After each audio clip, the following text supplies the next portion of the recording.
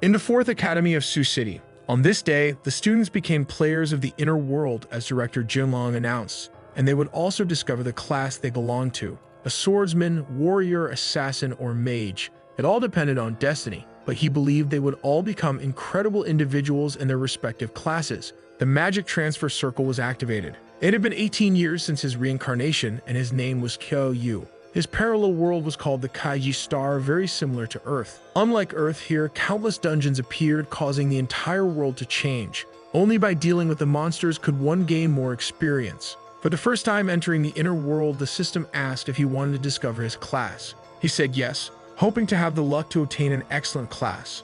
From then on, all he could do was wait for the result of his class. The system congratulated him, for he had obtained a secret class. From now on, he would be a Necromancer. This was more than excellent. It was simply unimaginable. This was a secret class that, at most, only 1 or 2 people in the entire world might possess. Any creature could be summoned from its eternal slumber, and if there was enough mana, Necromancers were an army of one. The rule was that secret classes were more powerful than normal ones, so he wanted to check his basic attributes. The stats were decent. His strength was full of vigor, but he had nothing in spirit. This left him stunned because spirit was an attribute that would significantly help a Necromancer. Attributes were distributed randomly by the system, and the maximum was 10 points. Less than 5 in spirit was terrible for a mage. He didn't know how he would fight. The system then asked if he wanted to discover his talent, and he accepted, thinking he had no hope left. Talents ranged from class F to S, and he waited to discover his. He received the Brave Heart of the Mage, which granted him 10 attribute points, though its classification was unknown. It provided attributes every time he defeated an enemy with physical attacks, allowing him to increase his basic abilities, but only one at a time. This was even more incredible because attribute points were usually gained only by leveling up, and he would gain them by defeating monsters. With this talent, he could max out his attributes. Thus, as a novice, he could achieve the maximum in all attributes, with the potential to become a formidable player. He pondered whether he should max out his attributes before using this ability, making himself an unstoppable force. Since physical attacks were required to activate his passive ability, strength became the most important. As such, he allocated the 10 points he received to strength. With 20 strength points, his vigor was now far above average. Having finished this phase, he needed to complete the beginner's task, which was required to finalize the class acquisition. He was then teleported to the location where the task would take place. Now he stood before a portal with a young woman. She was his guide, Elaine, tasked with assisting him if he needed help. He told her he was there to register and complete his first beginner's mission. She was happy to help and gave him a gift for beginners. He received an old cloak, a beginner's staff, and a book to teach him how to summon skeletons. The cloak was an accessory, and the staff was useless since he had no points in spirit. But with 20 points in strength, the staff would make an excellent club. Equipped, he was ready to discover his first task. His mission was to escape alive from the misty cavern. He needed to be quick, careful, and avoid destroying any skeletal soldiers, because if he did, but he had already entered the portal, and Elaine couldn't finish explaining the consequence of attacking a skeleton. Inside the portal, he continued along his path. The cavern was decorated with piles and piles of bones. Only now did he realize Elaine had been saying something and he hadn't finished listening. He didn't think it would be that difficult and was impressed by the sheer number of skeletons there. It didn't take long for one of them to see him as an enemy and start attacking. The approach made noise, drawing his attention to the skeleton. It was a level 1 monster with 5 strength and 1 agility. The staff was already in his hands, ready to be used as a club. The two were about to engage in combat. A single blow was already devastating enough. There was nothing the skeleton could do about it.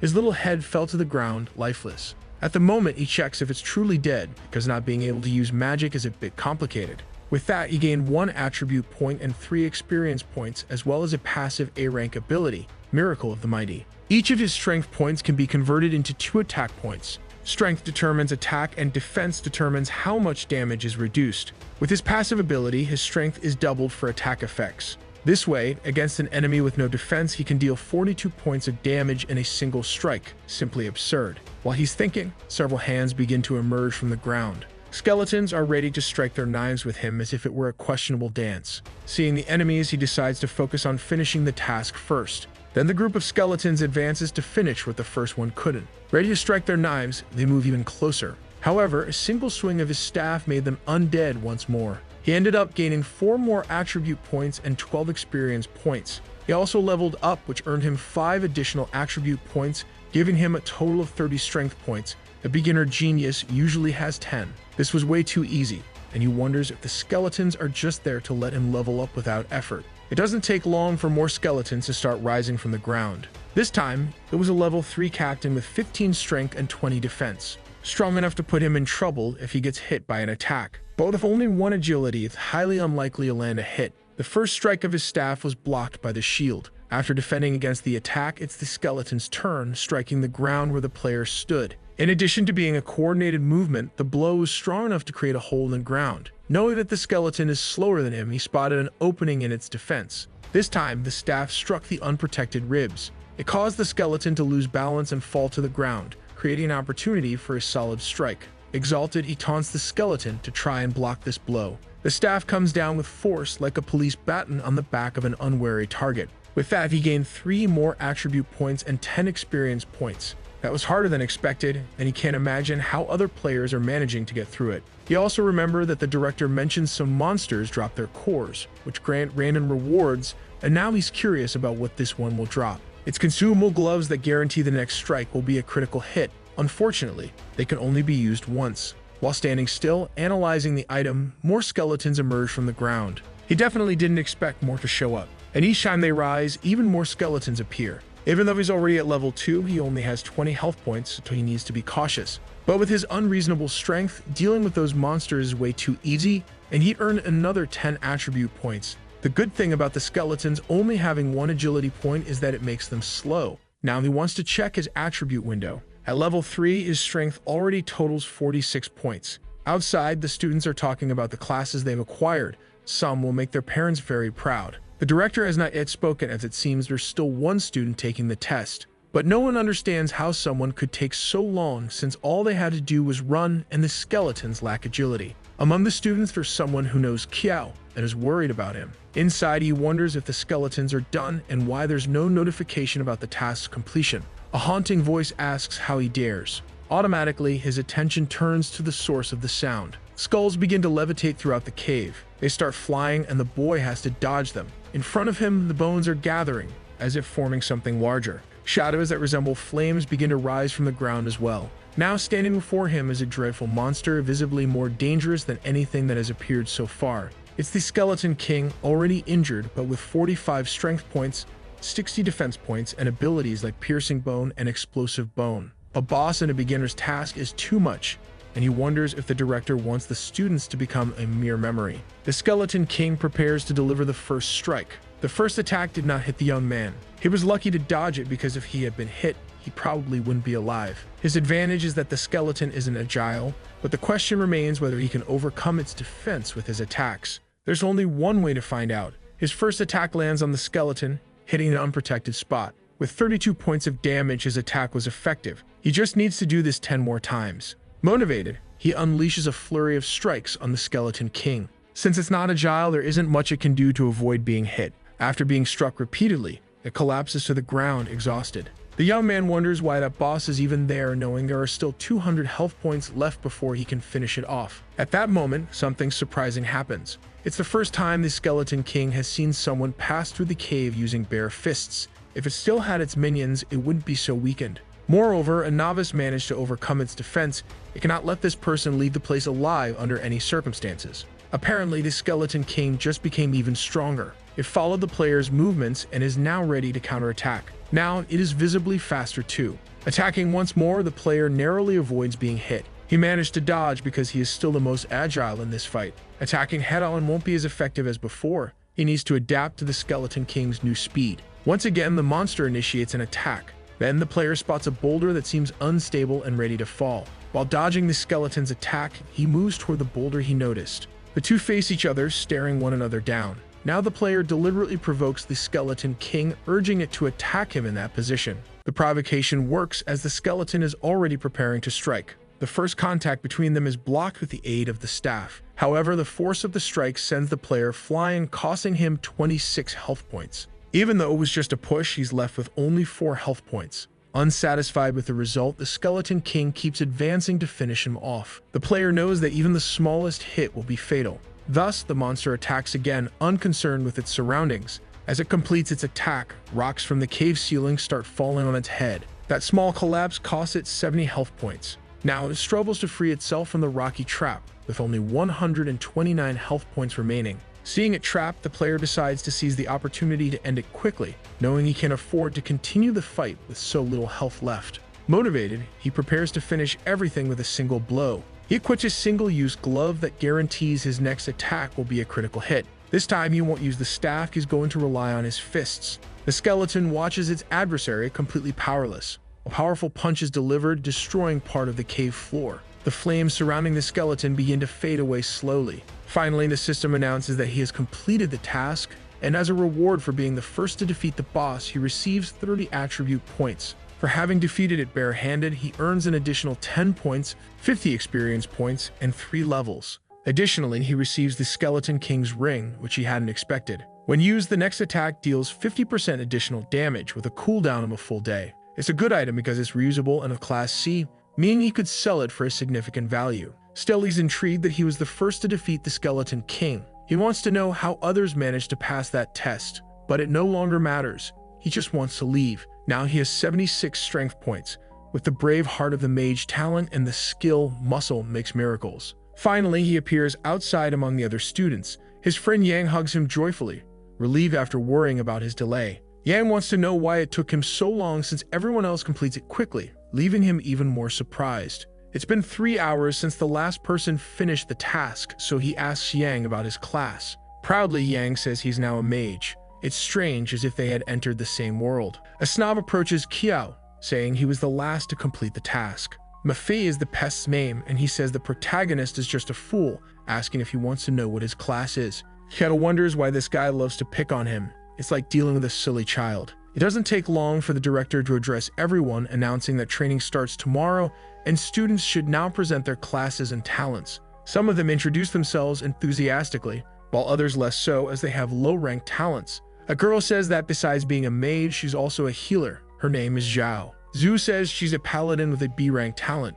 The annoying Mafei is a swordsman with a B-rank talent as well. Some students begin stroking his ego since a swordsman is a very good class. Thinking to himself, the director realizes that with B-rank talent, some of them could become remarkable. Now it's Ko's turn to present himself. He announces he's a necromancer, but before saying what his talent is, he stops speaking. It's not convenient to reveal his talent. The truth is, even he doesn't know what it is. The director is quite pleased because a necromancer is his secret class. The students are even more surprised because a necromancer once wiped an entire union off the face of the earth. Mafei is intrigued by this secret class since mages are fragile in melee combat. Necromancers are even weaker than mages physically and rely on offensive classes for protection while casting spells. Since Kiao didn't reveal his talent, Mafei assumes it must be something very low rank. Some comment that Kiao is a cool guy because he's not bragging about having a secret class. If it were them, they'd already be showing off. The problem is that he can't cast any spells and doubts he'll be able to defend himself during training. The director, however, concludes that once Kiao completes the basics,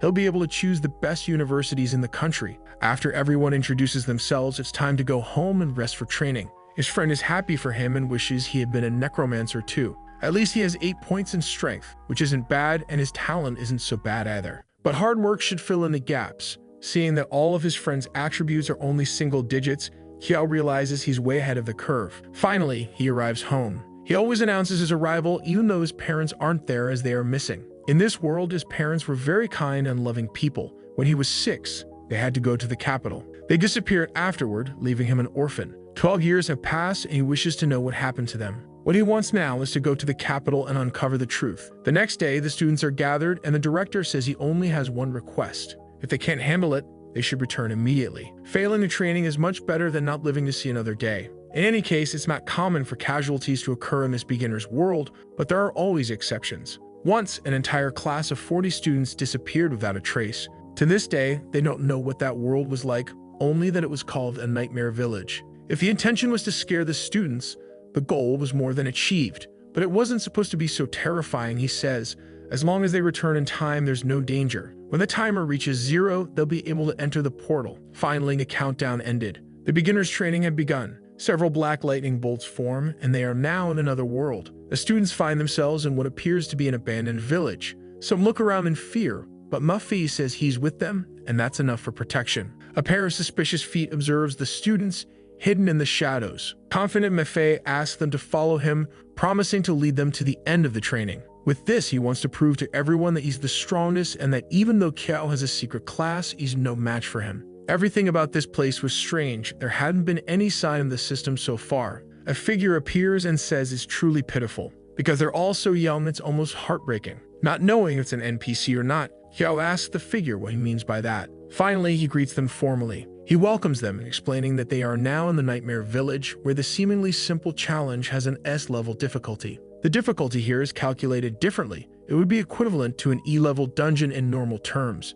Their task is to survive and uncover the secret at the center of the village. Knowing the story the director told, they are terrified. Faced with this, some try to escape, unwilling to stay in such a place. Manhwa attempts to calm the students, explaining that for an E-level challenge, one must at least be in the initial stage. They are all still disciples. Beyond that comes the initial, intermediate, final king and divine stages. As soon as one student reaches the village exit, the barrier prevents them from leaving. The man explains that once they are inside, they cannot leave. It doesn't take long for panic to set in, leaving the students completely hopeless. The man's bluntness makes Kao perceive him not as an enemy, but as someone truthful, making it plausible that others may have vanished at this stage. Walking among them, he tells them not to worry and encourages them to get more comfortable. Manhwa interprets this as the man motivating them to face the challenges with confidence. In reality, he is suggesting they accept the fact they won't survive past this day. If there weren't heavy pants before, there are certainly more than one now. He introduces himself as Wugam, the village chief, and explains there are 2 rules for living in this place. They can live in any vacant house but must not touch the black stones on the doors. The second rule is to always return home before dark and to lock all doors and windows, never opening them under any circumstances. Kiao asks why they can't leave their houses at night. The man responds that the boy will understand once night falls in this place. As night comes, everyone decides to follow the man's instructions. They divide into 4 groups of 11 people. Kiao's team enters one of the houses. Finally, the doors close. One of them suggests resting on the 2nd floor just to be safe. The healing mage approaches him, asking to be protected in case of danger. As a healer, she can provide him with a lot of health points if needed. Another girl accuses Zhao of being shameless, pointing out how blatantly seductive she was being in front of everyone. Now the 2 are arguing about trivial matters. The argument continues and the smaller girl mocks the other, claiming her attributes are only high because she's fat. Through the window, one of the students looks outside. He sees his grandmother, someone he hasn't seen in a long time and dearly misses. She begins to say she's cold and would like to come inside, but he needs to open the window. Completely oblivious to the situation, the boy starts to open the window. Kiao yells for him to stop, explaining that it's not his grandmother, but the window is already open. The woman's eyes start to turn red. She immediately lunges at the clueless boy who opened the window. Her jaws resemble those of an animal, and the student is about to become a memory. A spear is conjured inside the house. San appears, containing the monster with this ability. It's Yang, who declares he won't be able to hold the monster for much longer. However, it's enough time for the clueless boy to save his own life. This is a level 3 monster with 25 points in strength and agility. A normal monster, but extremely strong by novice standards. Focusing its attention on the mage, the monster attacks. Unable to dodge, the mage jokes that if it eats him, he has so much fat it'll make the monster sick. The attack is stopped by a magical barrier that appears. It was conjured by the smaller girl, but as time passes,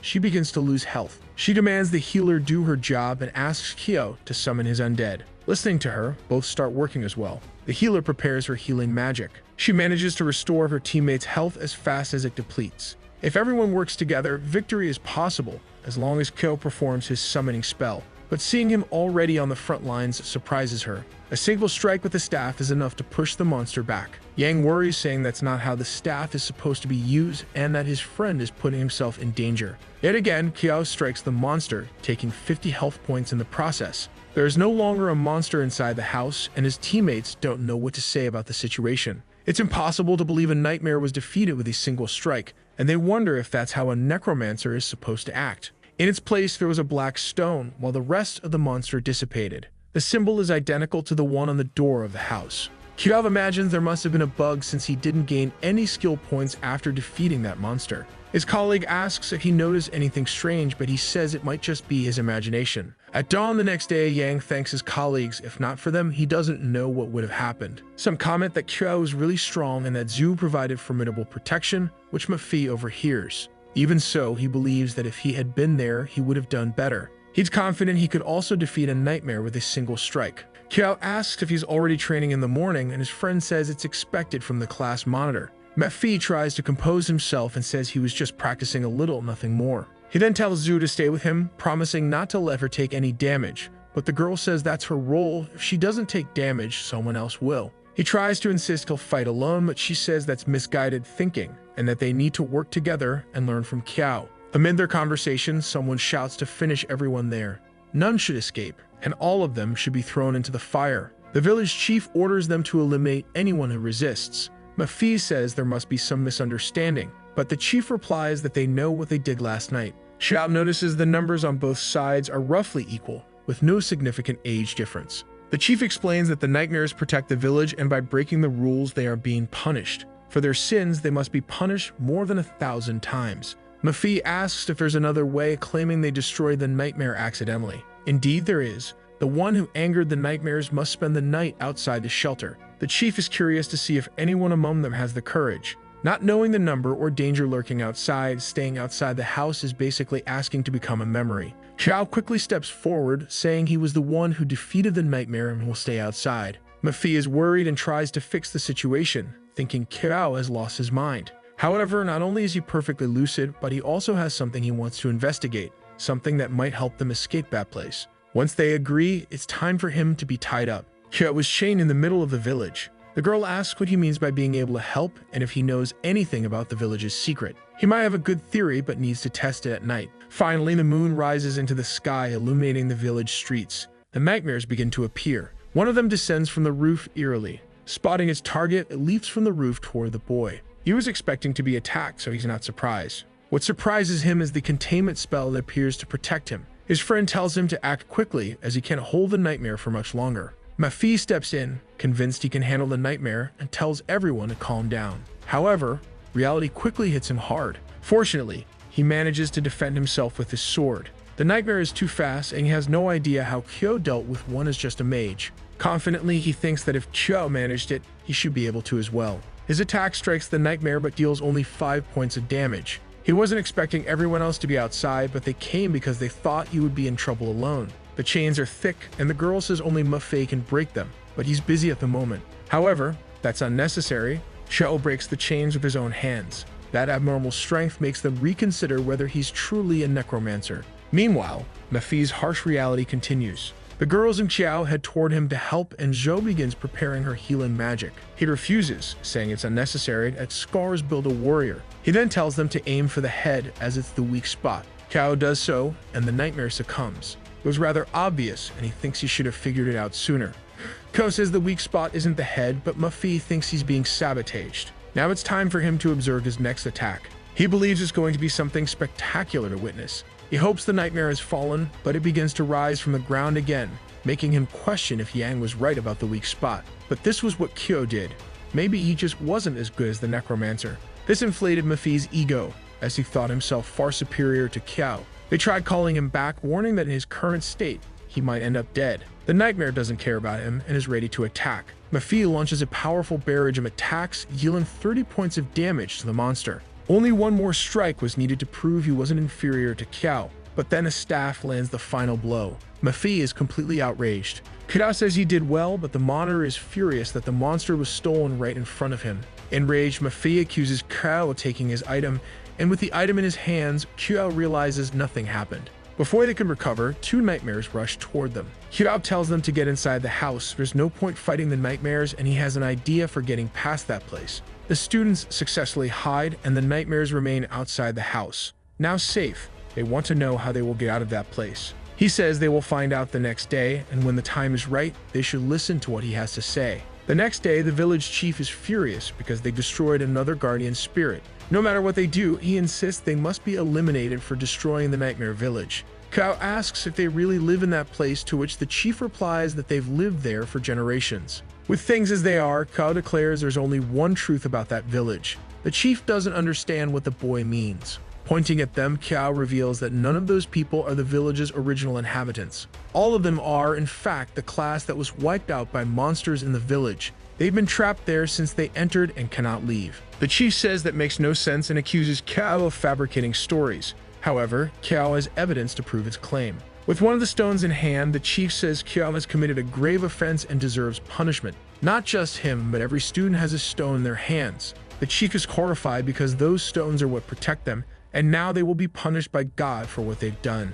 In truth, the stones sustain that world, and if they're destroyed, the village will collapse. Qiao orders his classmates to destroy the stones. As soon as they are broken, cracks begin to appear in the sky. The man's memories start returning, recalling his promise to the director to bring everyone back. They were enthusiastic students who wanted to go to college, but they ended up entering the Nightmare Village. They were all attacked on the same day. He tried to keep his classmates from panicking, but by then, they had all been transformed. Now he was the village leader. Finally, he remembers everything that happened. He was the monitor of his class. A player has uncovered the village's secret, and the rewards will be calculated individually. The player's teleportation is about to begin. The monitor of the other class thanks them all for their efforts. Yang wants to know how Kuo figured everything out, but Kuo says he'll explain everything once they return. Time passes, and they wonder why they're still in the village, thinking they had completed the mission. A new mission has appeared for the 5 who destroyed the stones. They must recover in the Heart of Nightmares. It's an E-level difficulty mission. Qiao is now level 5 with a strength of 101 points.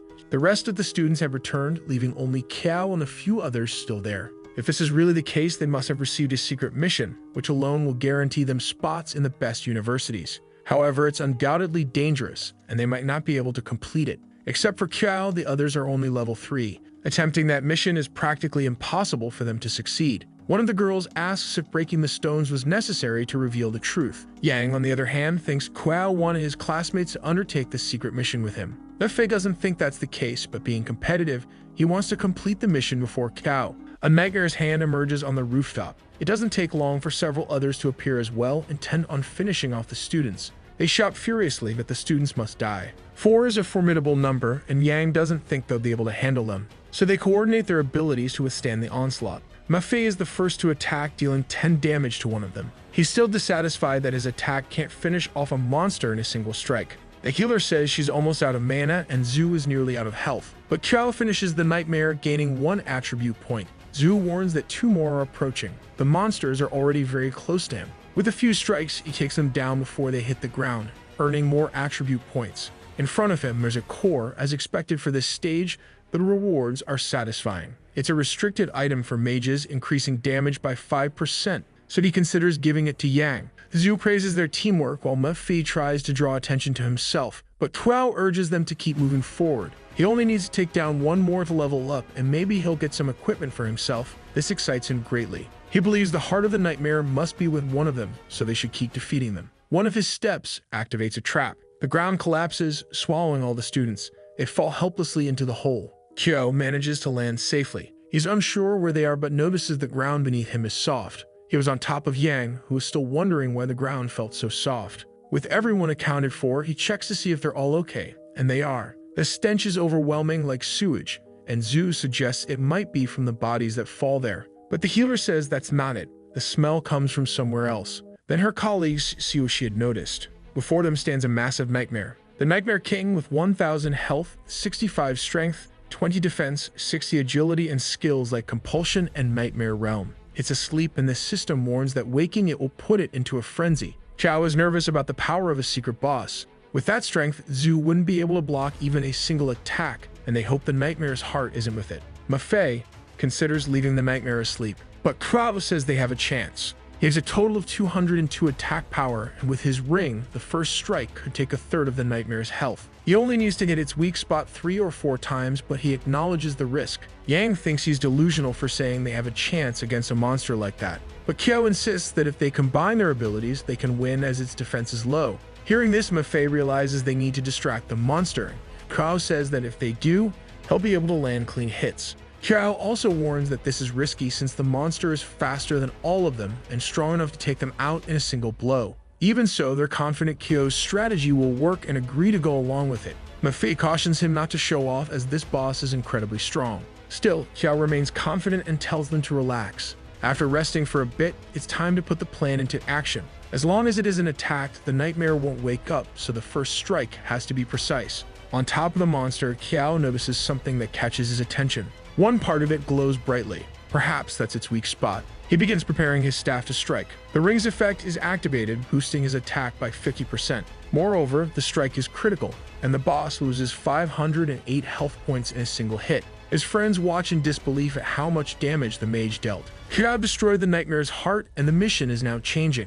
They must destroy the nightmare, as the mission is now rank A. The boss rises angrily from its slumber. Everyone should be prepared and act according to the plan. Seeing the players, the nightmare calls them evil humans. The nightmare is truly much larger than all of them. It was Mephi's turn to attack and draw the monster's attention. Indeed, he was already fully engaged in doing his part of the strategy. His barrage of attacks landed on the boss. He was completely dissatisfied with the difference in power between himself and Qiao, and wanted to attack the boss as many times as necessary. But each of his strikes only took away 1 point of health. In response, the nightmare taunted him, saying it would grant his wish to be the first to die. Preparing himself, Ma Fei shouted for it to come at him if it had the courage. It was time for Yang and Zhu to take their positions. Both the sand containment and the shield were conjured. The boss's attacks seemed to have been blocked. Even so, Ma Fei took damage and the healer couldn't keep up. She couldn't hold on much longer. Qiao needed to act or Ma Fei would be flattened. Qiao was already on his way to perform his part of the plan. The nightmare was struck again, taking 182 points of damage. With its health running low, it activated its Nightmare Realm ability. Qiao was surprised and waited to see what would happen. The nightmare roared and its shadows expanded. This caused it to deal area damage, and his friends couldn't defend themselves. This couldn't be allowed to happen. Qiao was certain the other class got stuck there because of this attack. Hoping to end the spell, he struck again, dealing the same amount of damage. Only one more attack was needed to finish off the boss. Qiao advanced toward it to end everything. The healer urged him to be cautious, warning that she had no mana left. Knowing this, he prepared his final attack. He managed to deal the last bit of damage needed to defeat the boss. For the first time, that boss was defeated, earning him 30 ability points and an additional 10 points from his talent. By leveling up, he gained another 10 points. The mission was finally complete, and the rewards would be distributed individually. His teammates could hardly believe they had managed to deal with the situation. Shadao received a rank D talent, and Zhu received a rank C talent. Yang earned a rank D talent, and Ma Fei got a rank D talent as well. Qiao was the top performer, receiving a rank B magic book and 50 experience points. Although they couldn't use it immediately, the nightmare's soul might still yield something interesting. From it emerged a rank B sword, which increased attack by 100 points, ignored 30% of defense, and boosted sword damage by 20%. For Qiao, this was bad luck. He didn't want a rank B sword. Since he couldn't use it, he gave it to Ma Fei, or hadn't expected such generosity. Ma Fei pointed out that the item could be sold for enough money to buy a house in the capital. But Qiao didn't care about that and checked to see if there were any other items. Looking at his status window, he realized his strength was astounding, but his health was still low, making him very fragile. The restriction of his talent prevented other stats from increasing, so he needed to find a way to overcome this issue. He knew he had to become more resilient and cautious. Finally, the students were ready to be transported back. The 5 of them returned to where they had been before. Their sudden appearance caused an uproar among the students in the gymnasium. The director informed them that they had been missing for 2 days and wanted to know what happened, since he hadn't expected them to return. Hearing everything, he remarked that they were very fortunate and that this experience would open many doors for them. The others were thrilled that their class had so many geniuses. Even so, Ma Fei remained competitive, convinced he could surpass Qiao with the item he had received. He just needed to level up a bit. A man rushed in, informing the director that representatives from 2 prestigious universities were there, and that were specifically looking for those 5 students. The director hadn't even reported the incident, yet the university representatives were already aware of it. So the director welcomed them in the gymnasium. The 2 were Professors Peng and Pei. Looking at the students, Pai congratulated them for completing the secret mission. He announced that Jingdu University would like to have them and offered to write recommendation letters immediately if they wished. The other professor argued that you shouldn't do that without conducting a proper test, and the 2 began to argue. Pai is from Hoking University and tells them not to worry. The test only serves to see how they behave in certain situations and whether they are adaptable. As a necromancer, Qiao cannot show the abilities of his class, but he wants to go to Jingdu to learn more about his parents. The professor then asks who would like to be tested first. Ma Fei volunteers, saying he's a level 5 swordsman with a B rank talent. Being at level 5 after only completing beginner training is impressive, the professor thinks. Pai praises the boy and asks him to try and hit him, noting that he is level 25 and a marksman. The student advances, asking the professor to be careful. He delivers his strike, which hits the magical barrier directly. The tip of the sword pierced the defense, to the professor's surprise. He complimented the boy's technique, and Ma Fei thanked him for the praise. They estimate that his strength must be at 35 and his agility also quite high. These comments drive the students wild as they are deeply impressed. Faced with such talent, the professors realize they'll compete for him. Both ask if he has chosen which university he wants to attend, as they are eager to accept him. However, Manhwa wants to see the others tested first, though in truth, he wants to go wherever Kyo goes. Next up is the healer, who steps forward. She uses her healing magic in front of them. With it, she can heal her entire team, even though she's only level 4. The paladin's shield is also quite durable. Even at level 4, she can reflect part of the damage. Her talent allows her to return 20% of the absorbed damage. For someone tasked with defense, such a talent is incredibly useful. Pei assumes Yang is also a paladin, but in reality he's a mage. A big guy like him being a mage is as if his class were swapped with the paladins. His test begins and the boy gets ready. Seeing this, the professor has no idea what Yang is doing, as he doesn't sense any magic. After a few moments, Yang uses his skill to make the ground explode. A large explosion occurs in the middle of the gym. The professor couldn't sense the ability, and even at level 25, he lost 3 health points, something dangerous for someone of his level. He'll need to keep an eye on the principal, as 5 prodigies emerge from this class. Perhaps Yang is one too. Finally, it's Kyo's turn. He's a level 7 Necromancer, and his talent classification is unknown. 2 levels above the others, but the professor assumes his talent must be low. They'll conduct the test first and discuss his talent afterward. He waits to see the undead Kyo can summon, but definitely doesn't want to be injured by another beginner. Seeing Kyo approach, the professor didn't expect the Necromancer to act this way, as it doesn't align with his class. It might be inexperience.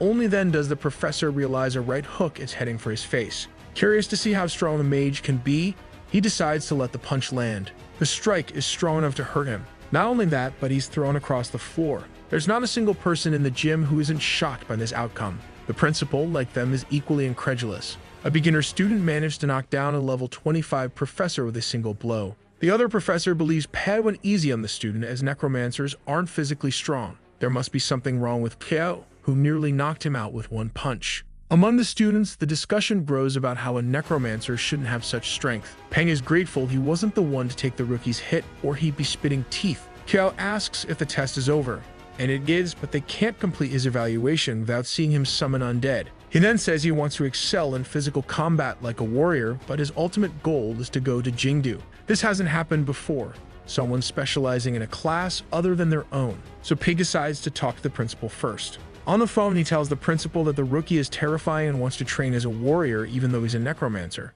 And despite being level 7, he threw a level 25 professor into the air. Now the principal wants all 5 students at any cost. Thinking he might lose him, Peng wanted to invite Kuo personally and requested a video call. Jia Pingyang introduced himself as the director of Jingyu University and expressed his hopes that Kyo would join them. But before he could finish his presentation, Kyo announced he would join the university. Pei listened in dismay, having lost the greatest talent, and hoped to at least recruit one of the others. The director suggested that since they were from the same class, they could all go together, and the group agreed, much to Pei's despair. Peng was overjoyed. This was undoubtedly the highlight of his career. However, Kyo had some additional questions for the director and wanted to know if he had heard of his father, Kyo Anking. The director was surprised to learn that Kyo was Anking and Bai Shixia's son, which explained why he looked familiar. The boy wanted to know if the director knew where his parents were now. The director explained that they had been his students more than a decade ago and were extraordinary individuals. He knew they had disappeared but hadn't heard from them since their graduation. They had spoken of a secret world, and the director advised Kyo to go there, as there might be something waiting for him. The director promised to send the admission letters soon, but advised them to pass through the worlds related to their classes to avoid unnecessary scrutiny. With that, he wished them good luck and bid them farewell. A week passed, and the students were preparing for their next test. Today, they would enter a world specifically designed for mages. To succeed, they would need to work together, as their mental abilities would be tested. Now it was time to reveal the criteria for passing. Before a portal, blue flames rose. Kyo asked Yang if he was ready, and Yang replied that practice was better than theory, but the more people involved, the more dangerous it became. He suggested that Kyo accompany him. They could attempt this challenge multiple times, although the rewards wouldn't be cumulative. Yang seemed excited about what lay ahead. The guide greeted them, announcing that a 2-player world was being prepared. The world selected for them was the Cave of 10,000 Poisons. Before the guide could explain the rules, Kyo rushed ahead, leaving Yang surprised. He didn't know instructions were provided, and Yang pointed out that they were and asked how Kyo managed to clear the skeleton cave. Yang assumed that if Kyo fought his way through the skeletons, he must be a fool. In that place, there was an evil tribe capable of poisoning people without them realizing it. The poisonous worms would eat their victims from the inside out until nothing remained. Their task was to locate the tribe and destroy the worms. Rewards would be determined based on how they completed the challenge. The mission required 5 players, so the system paired them with 3 others. One of them warned the pair not to slow them down, but a girl scolded him, insisting he be more polite. She introduced herself as Fang Yuan, a fire mage. Her younger brother, Fang Sun, was also a fire mage, and the third member was Long Chang. Yang introduced himself, and so did Kyo, expressing hope that they could work together to succeed. At the entrance, there appeared to be instructions, but the rude one just wanted to destroy the door and move forward. However, his attack had no effect. The door seemed immune to magic, and inscribed on it were the words, "Morality and integrity promote peace." If it was immune to magic, perhaps it wasn't immune to brute force. The girl appeared to have solved the riddle, but with a single punch, Gao made the door disappear. The rude one looked foolish, and the girl was incredulous. She had solved the riddle, but the door was already open. Kiao explained he just wanted to test if physical strength could break it. He hadn't expected it to be so fragile. In the next room, there was another door surrounded by various flowers. The flowers didn't seem normal, and the group was urged to be cautious, but Yang had already gotten entangled. Now everyone was poisoned, losing 3 health points per minute. They needed to leave quickly, or they wouldn't survive. With his low health, Kidao wouldn't last even half an hour in that condition. The words on the door seemed meaningless, so they rushed toward it. There was no time for another riddle. They needed to act immediately. Once again, Kiao struck the door that blocked their path. Without an answer, brute force had to suffice. Thanks to this, they escaped the room. Although the place was meant to test their mental abilities, they felt they hadn't yet needed to use their brains. Now they had completed the first part of the task. A child greets them, introducing herself as Xiaodong. She asks if they come from outside. Then she notices they are all poisoned and explains that the poison comes from the Bian flower. They need to follow her to the cave if they want the antidote, because if the poison spreads too much, there will be nothing they can do. Unsure of what else to do, they decide to follow her. At her village, the girl introduces them to her parents, explaining whom she brought with her. The parents ask who they are, and the child replies that they are outsiders and poisoned. Hearing this, they are invited into the house to be treated for the poison. It doesn't take long for her to bring out the 5 venom soup for them to drink. The appearance of the soup is anything but appealing. At first, none of them have the courage to try it. But Kyo can afford to hesitate, as he has only half his health left, so he downs the soup in one go. Afterward, he declares it's actually quite good, and that he's no longer poisoned, encouraging his companions to do the same. He then asks the child about the tribe. She doesn't know much, but the patriarch told them to avoid the outside world and not use their magic unnecessarily. Now that they're cured, her mother asks them to leave since they aren't accustomed to hosting outsiders. However, the child protests, saying they shouldn't leave because they rarely have visitors. She tells them not to listen to her mother and that they can stay as long as they want. With that, Kiao agrees to stay as everyone has low health, though he finds the family's behavior strange. The child then bids them goodnight, leaving them to rest in the house. She personally escorts her parents outside. That night, the full moon would rise and soon it would begin. The villagers gather in one place. They are performing a sacrifice to the insects to ensure good harvests and protection from illness. At the altar, the priestess drips a single drop of what looks like tomato juice. A massive swarm of insects emerges from the area. They begin attacking the people tied up as sacrifices. In no time, nothing remains of them but skeletons. The players see this and are horrified. They realize they need to escape quickly. Qian is strong but lacks area of effect attacks. At the ritual, the priestess notices they are being watched. She orders someone to deal with the intruders, but to bring them back alive. Back at the cabin, they try to figure out what to do in this situation. If the villagers find out they are there to eliminate the insects, they'll be attacked immediately. While they talk, Hewitt hears a noise and asks what it could be. Insects have entered the cabin and are everywhere. To protect themselves, the fire mage uses one of her techniques. Qian joins in the attack, but the enemies are too weak for him to gain any points. He realizes that if he could, it would be too good to be true. Inside the cabin, Yang uses his sand technique. Seeing this, Qian praises him for combining 2 talents, but it drained almost all of Yang's mana. A warrior from the tribe approaches, remarking on how tough they are. Because of what they've done, he says they will become food for the insects they revere. While he speaks, Yang uses the same technique, but it only takes 11 health points from the warrior. It's almost useless, as the warrior is level 10, with 40 strength and 20 defense. NPC stats remain hidden until they take damage. Seeing this, they doubt they can overcome him, as he's as strong as a boss. But Kyo doesn't care and wonders if this world operates differently from others. As the imminent attack approaches, the warrior doesn't think he'll take any significant damage. Yet with a single punch, he loses 121 health points, enough to put him on alert. Angered at being hurt by a mere human, he uses his insect bite ability. Now he's much stronger and has significantly better defense. He imagines that no one can hurt him in this form. Still, Qiao wasn't the least bit impressed. After a brief session of slaps to the face, the warrior is humbly prostrated with only 23 health points left. Now it's time for him to spill the beans about the sacrifice and who the priestess is. He explains that it's a pact with the insects to perform sacrifices every full moon and that their queen resides in the green stone. That's why they were healed to become the next sacrifices. Qiao now wants to know why Shou calls the place by a different name, but the man claims he doesn't know who she is. There is only one person with the name Dong there, and she is their matriarch. Thanking him for his cooperation, Qiao lets the man go on his way. Changing his mind, Qiao decides to finish him off and collect a skill point. With that, he levels up and earns an item, the Sage's Protection, which can prevent a fatal blow once. An S-rank item is invaluable in any situation. Now the group discusses their next move, as the villagers will soon discover the man is dead, and dealing with the matriarch won't be easy. The mission requires them to eliminate the insects, so they don't have to confront the villagers directly.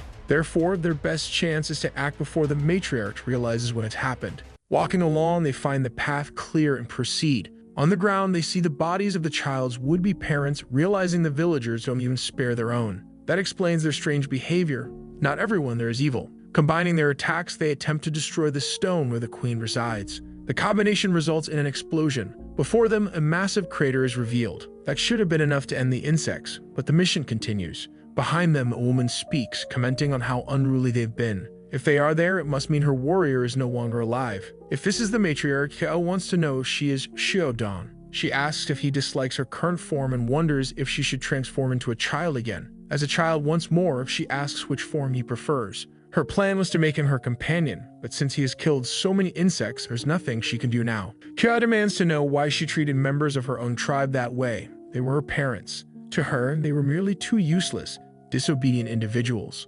Unfortunately, Qiao was an orphan, and this deeply angers him. Noticing his anger, she tells him not to be upset. He'll be reunited with them soon enough. Suddenly, a swarm of insects appears, ready to attack. The voracious cloud heads straight for Qiao. The fire mage says they need to help him and begins casting her magic. But before they can act, the warrior from earlier attacks them. He declares they shouldn't interfere with the matriarch and should face him instead. He is level 10 with 50 points in strength and 30 in defense and agility. The insects are numerous and Qiao is taking steady damage. If his agility and defense matched his strength, this would be much easier. He considers using the brave heart now, but decides to keep fighting since he can survive a fatal blow. As he gets closer, the matriarch assumes he's eager to become insect food. However, she didn't anticipate what happened next. With a single strike, Qiao leaves a gaping hole in her body. But it wasn't fatal. She has 30 points in strength, 20 in defense, 50 in agility, and is level 10. She's also a rare NPC. Her stats are low, so there must be another reason she is rare.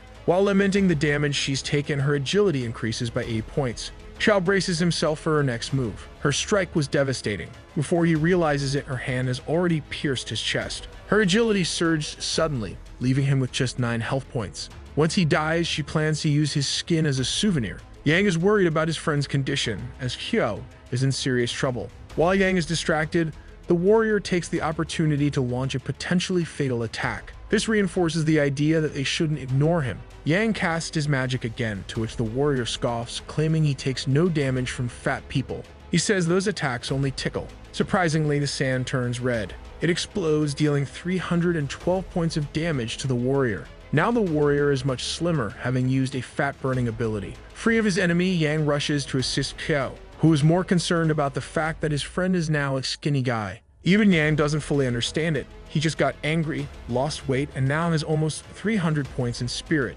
This is extremely high and interferes with how he uses his talents. Knowing this, he grabbed the matriarch and asked his friend to use that technique one more time. However, doing so would likely cause him to perish in the process. He told his friend to trust him and to act rather than talk. Trusting him, his friend began preparing the technique. The matriarch begged him to let her go, not wanting to meet her end there. A powerful explosion engulfed them both. His companions were anxious about what might have happened. The item saved him, and with the courage of his act, he gained a talent strong contract ranked A. Each point of strength now adds 10 health points, effectively solving his low health problem. Yang approached, worried and curious, as his friend was supposed to have died, but was somehow revived. As they talked, they realized the matriarch hadn't dropped any items, meaning she was likely still alive. Amid the smoke, she reappeared, saying the two of them were truly troublesome. Now was time for them to witness her true beauty. Her hybrid form was level 15, with 130 strength, 80 defense, and 100 agility. Qiao asked his friend to use the magic again, but his spirit had dropped to just 48 points. A system warning announced that the boss had just become stronger than anticipated and advised them to leave immediately due to the risk. Yang wanted to flee, but Qiao hadn't considered it for even a moment. Once again, the system warned them to escape and restart the custom world. But Qiao reminded Yang that the director had tasked them with completing it, and that's exactly what they do today. The matriarch liked this decision, confident she finished them off quickly. The two clashed fiercely, both losing health in the process. Exchanging blows, the matriarch took more damage than she dealt. Now she questioned what Qiao was made of. He shouldn't still be alive. Even at level 8, he was stronger than expected, almost as if he were the boss of this place. The mage wasn't supposed to have this kind of strength. Amid the fight, she asked him to pause and demanded to know if Baizi had sent him. It could only be him, she said, as Baizi was her creator. But Qiao had no idea who that was. Using his staff, he struck again, dealing 213 damage. The name Baizi seemed to strike a nerve with her. She muttered that it couldn't be possible, that he couldn't have that name or have defeated her. With his victory, Qiao earned 15 skill points and 75 experience points,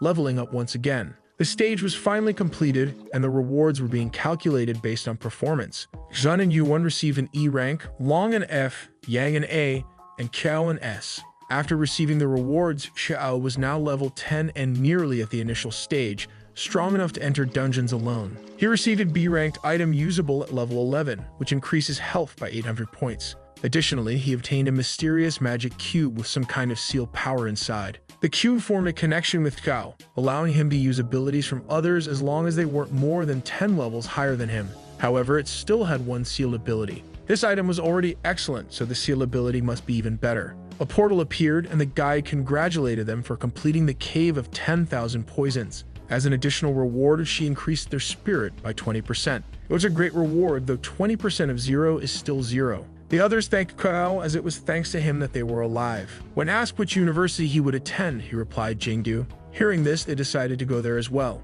The guide seemed pleased with their progress. At level 10, Qiao's strength was 202, and his total health was 4,140, thanks to his items. This didn't include the cumulative skills he had gained. Back at the school, they were welcomed by their peers. Mafei couldn't believe Qiao was already level 10. After all, in the mage world, there are fewer monsters, making steady progress more difficult. The girls, on the other hand, couldn't believe the other boy was Yang, as he looked entirely different. However, Yang was eager to regain his weight, as he didn't feel safe looking so slim in the other world. Since they already had their spots secured, someone asked if they still needed to take an exam. Besides, the exam day was important, gathering the best students, and the winner would also receive an A-ranked item. Duffy said he would participate and take first place among the warriors. He heard from his father that this year's first place winner will receive an S-level item. Knowing the prize is good, Qiao decides to win the competition. Spying on him are some people who assume he is weak because he is at level 10. They descend toward him to capture him. Standing before him, they block his path. Not knowing who they are or why they are there, he asks if he can help them. They want to know if he is Qiao, the one who defeated Sun Dong in the Cave of 10,000 Poisons. Both are assassins, but weaker than him. They might be related to Bai Zi, as she had mentioned before. Now he regrets not interrogating her further. He then says his name is Mafei and claims they have the wrong person, prompting one of them to apologize for the inconvenience. However, the other calls him foolish for believing that. It was time to take him back in case he was a mage. In the blink of an eye, the two vanish. Even so, Qiao shows no reaction of surprise. The two attack him simultaneously. He doesn't even bother to dodge, clearly lying about his identity. Before they can complete their thought, Qiao was already prepared to attack the first one. With one strike, he takes away 197 health points from the unsuspecting attacker. The other realizes his enemy is strong, as even he cannot do that to his companion. Indeed, this man is no mage. Looking at the remaining fool, Qiao asks if he's ready for round 2. The man begins apologizing to Mafei, explaining he mistook him for someone else. He admits he is just a weak cog in their organization, ranking below 7,000, and hopes the matter can end there. A level 18 assassin ranking among the 7,000 strongest in their organization highlights its power. He needs to let them go, or the retaliation will be worse. Continuing his path, Qiao says he hopes they find who they are looking for and offers to help, which they decline. Baezi is a divine white beast with horns, worshipped for exorcising demons from the land. Searching the internet, he finds no information about this organization. Soon his identity will be exposed, and with his current strength, he cannot defend himself properly. He needs to take the exam for his safety and head to Jingdu. As the director, there is the most powerful swordsman in the land, which would make him feel safer. If the university isn't safe, then no other place will be. Now he focuses his attention on the magic cube and what it can do. Perhaps it's an item that connects different worlds, which is why it was given to him. It raises more questions than answers, and Kao thinks about his parents. The apparent leader of this organization is atop a building. They report that their information was wrong and that the person they found was indeed very strong. That result is useless to her. For now, they will ignore her death as there are more important matters to attend to in the city. Days later, Qiao was with the university director, seeking to know if he knows anything about the cube. He explains it was found in a specialized world and appears sealed, but he wants to know if it can be opened somehow.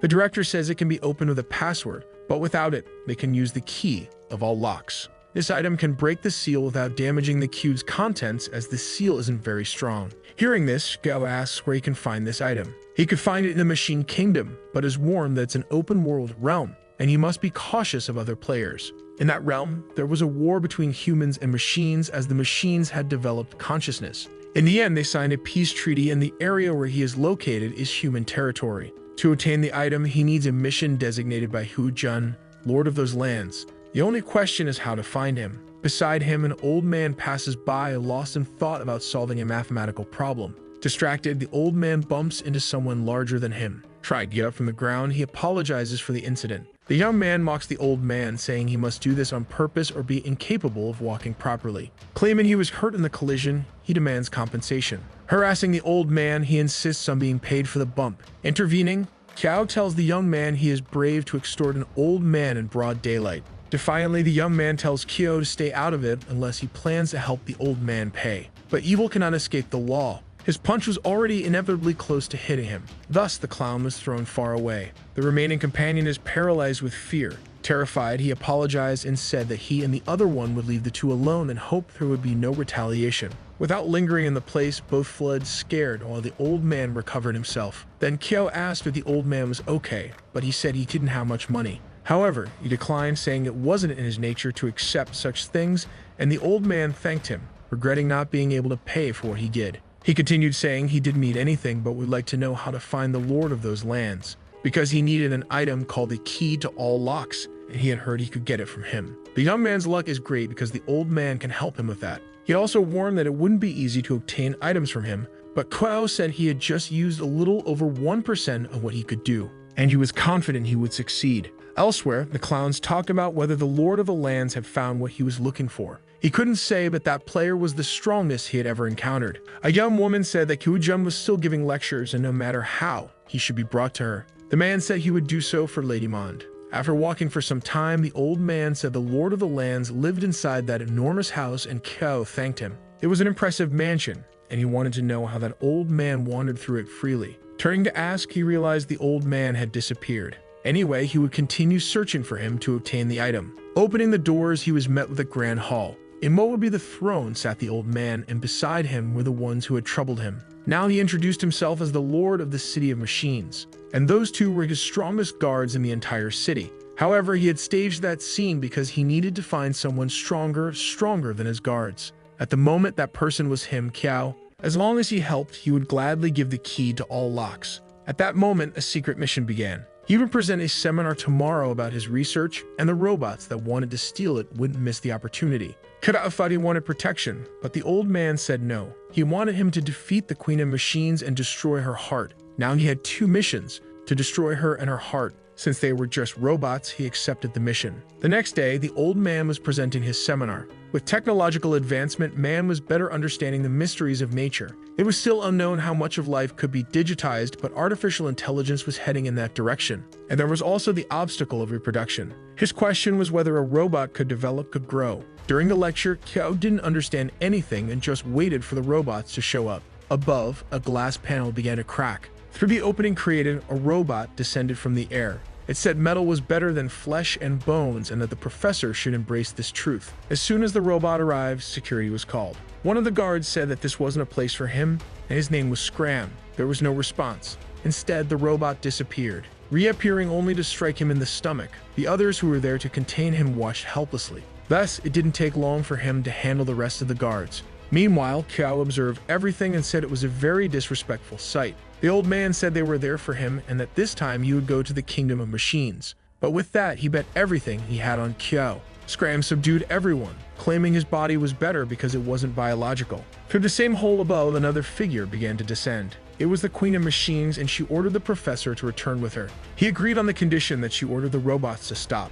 Binding him with chains, she said that if he had been obedient before, it wouldn't have come to this. The robot told Mon to leave immediately, as he would stay to have some more fun. In the blink of an eye, she disappeared with the professor. With them out of the scene, Kiao addressed the robot that had stayed behind and said he had heard him claim to have the strongest physique. Scram says that humans cannot understand the beauty of mechanical transformation, so Kiao decides to attack him first. In response, Scram invites the young man to join the mechanical revolution and acquire an enhanced body. The first strike lands, costing Scram 306 health points. His stats are formidable, but they pose no challenge to Kiao. Realizing the situation, Scram is now heavily injured. Kiao thanks him for the invitation but says he doesn't need it. Scram still can't believe a human managed to punch through his body. He wants to know how it's possible, and Kiao replies that he simply clenched his fists and struck. In truth, however, Kiao possesses the ancient sacred body of the human race. Continuing, Kiao immobilizes the robot with one foot, pinning him to the ground.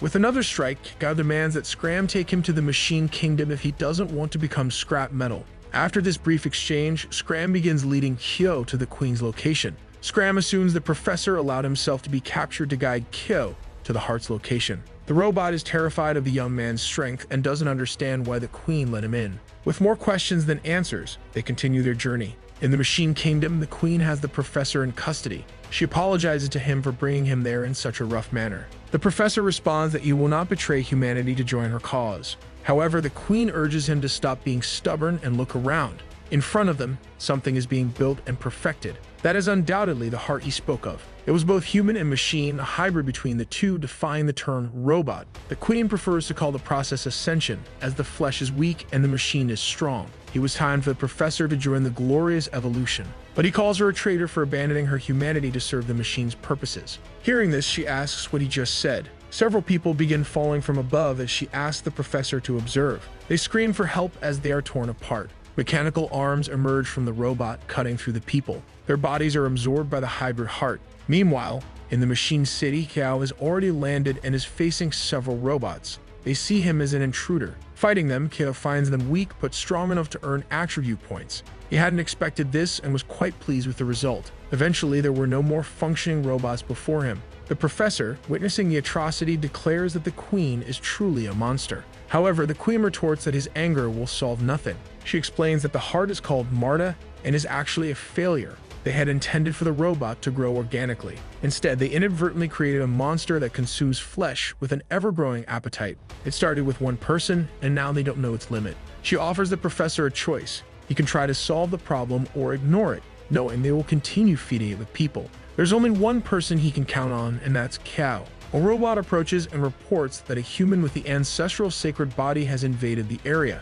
Hearing this, the Queen asks if it's the same person her subordinate mentioned in a message. Before he can respond, a piece of metal flies into the room. Kiao has just arrived. Finally, the person everything depends on has arrived. The Queen wants to confirm if this is the person with the ancestral body. She congratulates Kiao for entering her kingdom, noting that the warrior he defeated was one of the strongest there. She hadn't expected him to be defeated by a human. Mon is a rare level NPC, level 15, with excellent attributes. Looking at her, Kiao asks if it's embarrassing to be defeated by a human with the ancestral sacred body and whether she wants to avenge him. Without answering, her guards advance to attack him. This is great for Kiao, since he can earn more free points easily. A single blow is enough to take down the first guard. With the same ease, the second guard is also destroyed. This mortal body is far stronger than those altered by the Queen. Seeing this, the Queen considers that the ancestral body might indeed be real, and thinks he would be incredibly powerful if modified by her. He would undoubtedly be the strongest warrior in the world.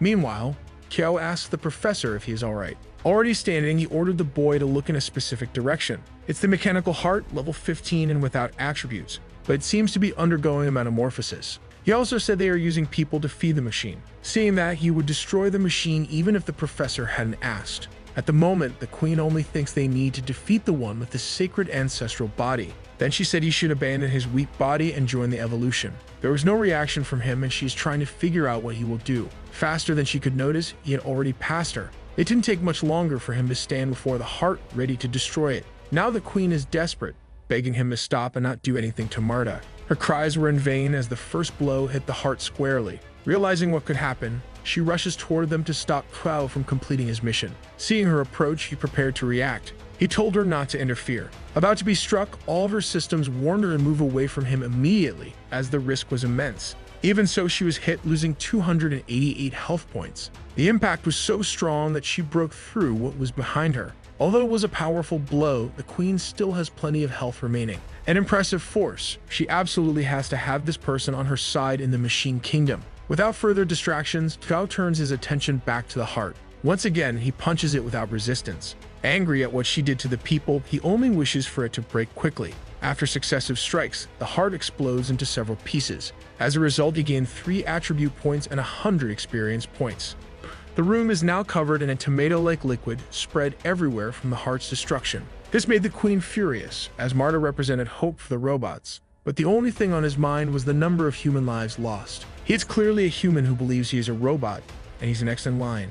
Despite everything, what the queen desires is to talk to Qiao. Even though he is strong, his strength is still insignificant. The true queen would forgive him for everything, as long as he joined her. With that, he has a chance to redeem himself and atone for his sins. Qiao believed that Manwha was the leader of the machines and the queen. Nearby, the professor tells the boy not to be deceived. But he has no interest in this mechanical evolution and is quite fond of his body. Looking at him, Manwha is certain that this will change when he meets the queen. It is Qiao's desire to meet her, so Manwha guides him through the place. Through metal corridors, they continue walking. Mon points them in the right direction. Opening one of his hands, he released a small robot. It flew discreetly and positioned itself at the back of Qiao's neck. This tiny robot can infect people, turning them into machines. The robot mosquito is in position. Mon is confident that this will work and that the queen will reward him for the feat. In position, the robot prepares its small drill. But at the slightest discomfort, Qiao strikes the robot. As soon as he did, he realized Manwha's scheme and turned to attack him.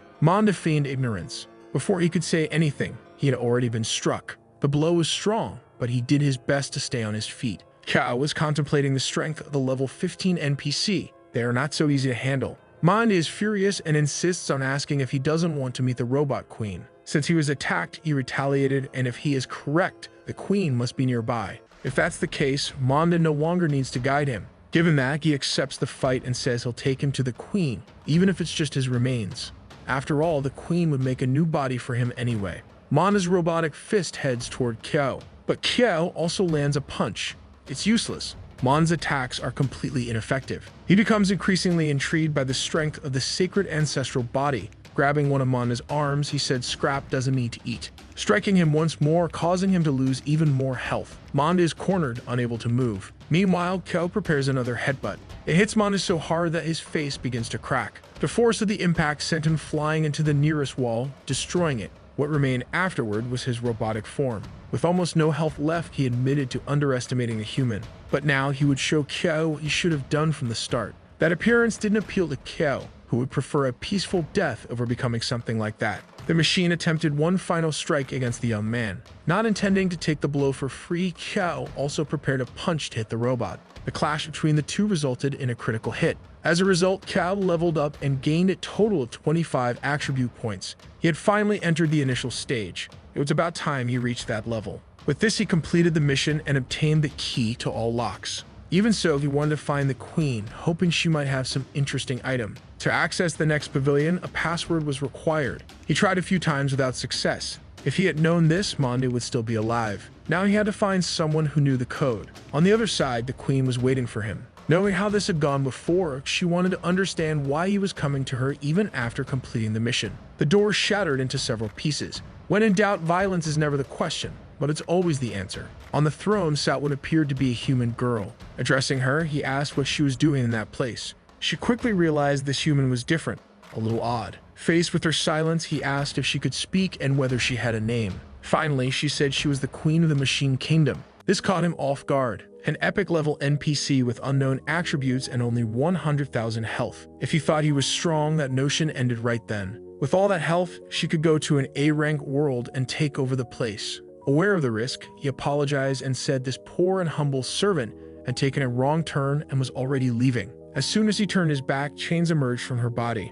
Now he was trapped and could do little about it. The queen pulled him closer to herself. She was so strong that he couldn't move, but the queen told him not to fear, as she wouldn't harm him. Touching his head, she appeared to absorb his memories. Through this, she glimpsed what the outside world looked like. She already knew that the world she lived in wasn't real. It was just one virtual world among many others, soon to reset, and everything would return to how it was before. However, there was a flaw. As long as she stayed in this room, she would remain the same, and she couldn't even recall how many times this had happened. After so much time, he was the first to come to her, and she wouldn't waste this chance. The young man asked if she had read his memories, but she said it was an exchange. It wasn't surprising that she had such a high level. Hearing this, he asked if the queen wanted to leave, and she said yes. But she could destroy him as he was just an 11th level human who couldn't defy the rules of that world. However, she explained it wasn't necessary to break the rules. With her hand, she struck his chest. The gesture surprised Kyo, who didn't know what she was doing. Removing an object from within him, she said they could use the rules of the other world he spoke of. This was the queen's true heart, an S-rank item with a life of its own. It was meant for him to take, as it would soon grow and become a version of her. Players could collect items. Through this, she could discover what the outside world was like. Kyo asked if she was worried about what he might do once outside. But in his memories, she hadn't seen a single moment where he broke a promise. Besides, she wanted to know what life outside was like. This was an NPC with consciousness who wished to experience the real world. The queen asked if he had made his decision, and the young man said he had no choice. Hearing this, she thanked him and allowed him to leave her room. Upon completing the mission, the system rated him as A rank. He earned a B rank magic book, a C rank item, as well as experience and 5 attribute points. The mechanical knuckle increases the critical chance by 30%. That's not bad at all for someone like him who uses fists. Now it's time to take the cue to the director. Finally, he is teleported outside. In the director's office, he calls for him and finds it strange that no one is there. Either way, since he already has the key, he'll try to open the cube himself. The key is placed into the seal binding the cube. Lightning bursts from the object along with a bluish light, and it begins to move. From it emerged a blade with unknown attributes, an evolved item. That's what they left for him, but he doesn't know why it's a weapon or why it appears to lack attributes. It's not very suitable since he's a mage. The director finally arrives at the room and Kyo says he opened the cube. He doesn't care about that. The boy needs to leave now or risk missing exam day. It takes a moment for him to get oriented about the exam. In the exam hall, several students are gathered. Some students are pressuring the examiners to start the test already. But Yang asks them to wait because one student is still missing. The troublemakers say it doesn't matter since it's probably someone weak and without potential like him. Yang didn't like what he heard and asked the guy to repeat it. Then the big shot said it's common for the first place winner to always come from his university, and that this year wouldn't be any different, so it doesn't matter if other candidates try the test. Therefore, if the latecomer hasn't arrived yet, it's surely out of fear of participating. Hearing that, Yang says his friend could knock them all out with a single punch. Taking the bait, the guy says the little guy can try his luck, but he'll gobble him up like bread. Hearing all this, the girl wonders where Kyo has wandered off to. Mafei also steps forward and says the only one who can rival him is Kyo. But even saying this, he's worried about his friend's absence. Not far away, Kyo is running to get to the exam hall, knowing he's late. One of the examiners asks if all the students from the 4th university are present. This was his last chance to arrive and participate. From afar, he shouts that he's here, to the relief of his colleagues. The man has arrived just in time. The envious ones are annoyed that an anonymous student made them wait so long. One of them tries to downplay the situation, saying he wasn't really late, and the envious ones say they're in a hurry to secure the best placements. Kyo asks where these guys crawled out from, and Yang says they're from the 1st university. The envious one gets furious at the way he was referred to and says he'll crush Kyo in the competition. Kyo continues to dismiss them and hadn't expected the supposedly top students to have such fragile egos. Faced with this, the most offended one becomes completely flustered. Behind him, another student calls his attention. Their goal is first place, not making trouble. This puts the clown in his place. Just as they started to stir up trouble, they left as abruptly as they came. With everyone present, it's time for the exam to begin. The lead examiner takes his position. He does Jin Tong, and the exam will use a points system. Victories earn 2 points, even consecutive ones, while losses deduct 1 point, but no more than 1 in a row. After the first phase, the top 10 will face off to determine the best among them. When asked if the students understood, they confirmed they did. With the instructions given, the exam began. In the audience, several parents are cheering for their children. In the mage arena, Kyo reflects that the rules resemble dueling ones, The minimum health is 1 and it's impossible to die. This way he doesn't need to hold back at all. Stillman asks Long Shan who he thinks will win. He was last year's champion. Naturally, he imagines it will be someone from their university. In Kyo's first match, he will face Long Mishin from the first university. He looks at his opponent with calmness and serenity. The clown is delighted to meet him right the first opportunity. Kyo says that name is funny, and he makes a joke about the way it's pronounced. Hearing this, the clown gets furious and promises to knock his teeth out. The referee asks if both are ready, to which they both confirm. Now it's time for both of them to introduce themselves. They don't see the point of it though, as they're ready to start punching each other right away. Long introduces himself as a level 9 mage with electric abilities. Kyo, on the other hand, is a level 11 necromancer. Since he's level 11 and in the initial stage, the clown knows he's in trouble. Even the judge is impressed by a candidate who reached this stage before the exams. With the introductions done, they can start fighting. Confident, the clown prepares his electricity magic, believing it will be effective against the undead. Lightning begins to gather around him. Kyo observes but isn't impressed in the slightest. A large dome of electricity forms around the clown. Apparently, only 1 in 10 people can become electric mages, making it a rare skill. But to the onlookers, it seems like he's taking a defensive position. They can't imagine his opponent being capable of defeating him. Inside his dome, the clown invites the Necromancer to attack, wanting to see what he's capable of. However, he's puzzled because he hasn't seen Kyo's staff during the battle. An elder asks the director if this is the young man who Jingyu University offered a spot to without hesitation, since he doesn't seem eager to fight. He seems overly confident, and if he keeps this up, he'll lose quickly. But the director knows this student once hit a professor and sent him flying with a single blow. In the audience, other professors are eager to see how this battle between undead and electricity unfolds. So far, neither of them has done anything offensive. Despite this, the clown remains uneasy. Kyo advances toward him slowly, and the mage doesn't understand why he hasn't summoned anything yet. Then Kyo steps into the dome of lightning without taking any damage. This startles the clown because it wasn't supposed to be this easy. Necromancers are supposed to be weak, but this guy is taking damage like it's nothing.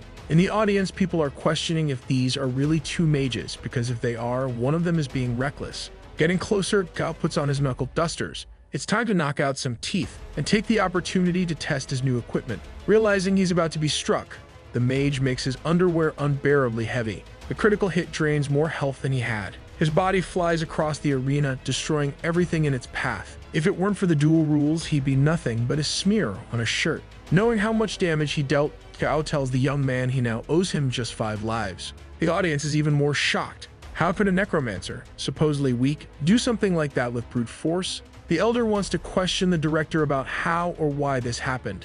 After all, that necromancer dealt over 1,000 damage with a single blow. The director, however, says there's nothing unusual about a necromancer being a little strong. Kyo was trained since a young age and has many aptitudes. Last year's champion is interested in him and is eager to see how skilled he is with magic. A young man rushes to the superior. He brings the news that Long was knocked out with a single punch by a 4th university student. The superior already knew this. The boy is strong, but now it's time to wait. Still, the first place will belong to their university. The audience remains intrigued by Kyo's unreasonable strength. He can't possibly be a mage. After his victory, Kyo thanked those who supported and cheered for him. In the arena, a man asks Kyo to follow him, but Kyo wants to know why he should. It was so impressive that someone accused him of cheating, and they need to run some tests. This outrages Kyo, but can't believe he's being scrutinized for performing well. The man then asks how a mage like him could be so strong. Kyo replies that he's naturally strong. This explanation isn't very convincing, and they escort him away. As he's taken, the audience begins to suspect he might have cheated. The elder also wonders if Sulagui's student was cheating, but he asks for patience to see what happens. Itamefai questions if Kyo is cheating, but his colleague reprimands him. The envious ones say that once Kyo is tested, that prove he's not what he claims to be. Yang says they'll see when Xiao returns. Skeptical, they mock the softy, saying his friend will come back. A yellow portal stands before him. The man instructs Kyo to step inside to take the test. Entering, he says that people only have doubts when faced with true geniuses. Once the test was conducted, no anomalies were detected. The man then instructed him to take the test once more. For the 2nd time, he takes the exam, and for the 2nd time, no anomalies were detected. With that, the man ordered someone to check the equipment to ensure it was functioning correctly. While waiting, the technicians evaluated the integrity of the device. Apparently, it was working perfectly, with no sign of malfunction. So he really is capable of dealing 1,000 damage with a single punch. There's never been a mage who could do that. Now I have to take a drug test. If he passed it, he could return to the exam. Meanwhile, the second round was underway. One of the competitors believed that Kyo wouldn't return, and if time ran out, he would be automatically disqualified. In the arena, the students were preparing for their matches. The mage was waiting for his opponent, who had not yet arrived. Asking the professor, he received confirmation that if the opponent didn't show up, he would automatically win by disqualification. The one who hadn't shown up was the Necromancer, and the audience began to suspect he was cheating. Meanwhile, the Necromancer was in the bathroom. A man followed him, needing to witness the urine collection. Closing the door, the Necromancer remarked that he feared scaring the man. However, the man insisted he was a trained professional. The two were inside the stall. Upon exiting, the man was traumatized by what he had witnessed. Returning to his supervisor, the man reported that Kyo's results were all clean. That was enough to allow him to return to the exam. Looking at his file, the supervisor recognized him as the son of Kyo Enking. Certainly, he was bound to deliver many surprises. Yang was already worried about the risk of his friend being disqualified. The envious one said that he wouldn't return and had probably already been expelled without anyone knowing. The girl pointed out that he was only investigated because of a report, likely made by them. But she admitted she had no proof it was them, and besides, it wouldn't matter if he were actually cheating. That level of damage was completely disproportionate, and it was natural for anyone to question its validity. Yang continued to believe in his friend's innocence and that he would return soon. The envious ones insisted they were delusional, saying Kyo wouldn't return under any circumstances. Manhwa remarked that they were desperate to take first place, but it wouldn't work. Even with Kyo out of the competition, he was determined to win. Then the girl announced that Kyo had arrived. After passing all the tests, he was heading toward the arena. The referee was preparing to declare a win by disqualification, but Kyo asked him to wait. Despite the delay, he had arrived. Since both candidates were present, it was time to begin. As before, Kyo introduced himself to his opponent. Seeing that Kyo had returned, the audience began to believe he hadn't cheated and truly was capable of dealing such immense damage.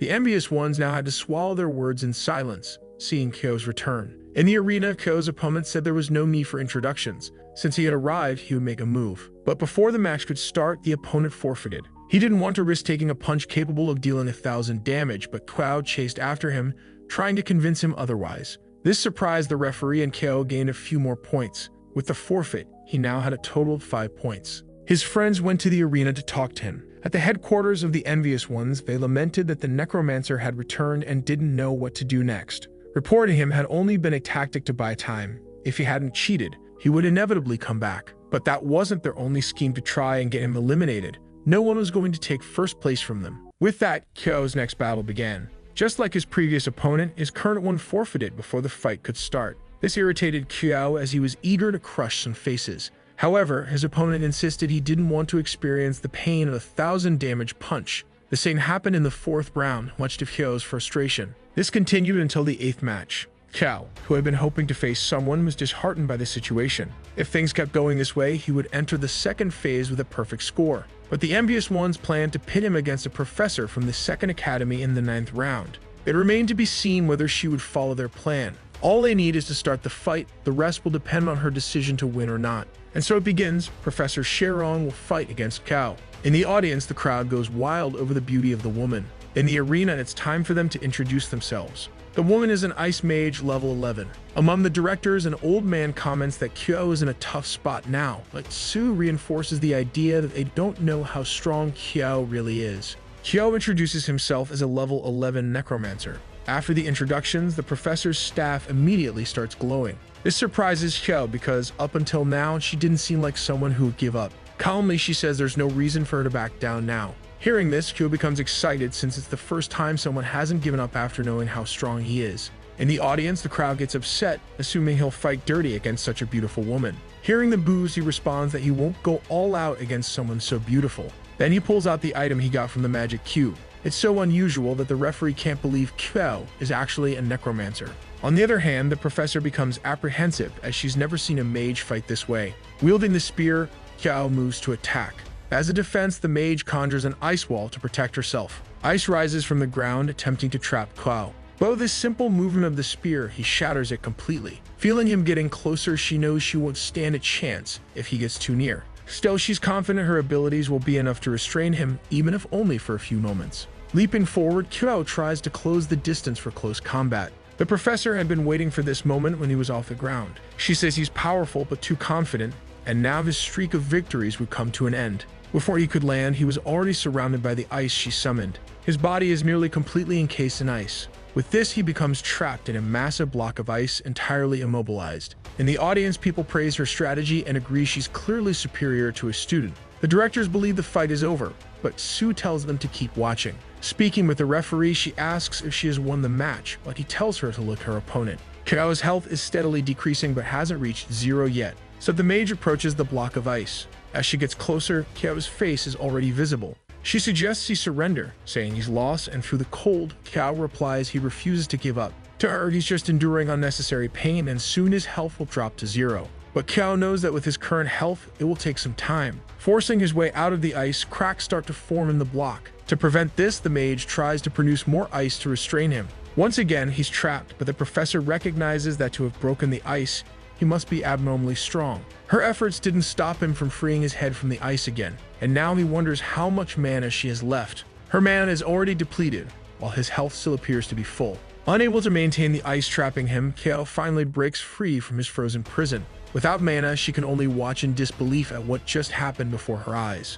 Once free and with her mana drained, Kyo points his spear at her. He gently invites her to surrender the match, but she refuses to do so. The blunt side of Kyo's blade is about to strike her head. The professor is sent flying, taking 260 damage. Her crowd goes wild at the seemingly brutal act. Kyo, however, couldn't care less about their reaction. After all, this is a competition. The battle finally ends with Kyo emerging as the winner of the round. The directors are utterly incredulous and Sue declares that this year, Kyo will be the champion. No one can stop him. A student rushes to aid her professor, noting that her score is enough to advance to the next stage. The problem, however, is that young man who isn't a mage and insults the competition by being here. This irritates Kyo, as it's not his fault he's a mage focused on close combat and much stronger than all of them. At the stronghold of the Envious Ones, they no longer knew what to do. Kyo was undefeated and advancing to the second phase of the exam. The envious leader called the professor useless, saying he would have to take matters into his own hands now. A student asked the professor what she thought of the fight and commented that Kyo's strength was extraordinarily unusual. She had seen the fight schedule and Kyo wasn't supposed to be her opponent.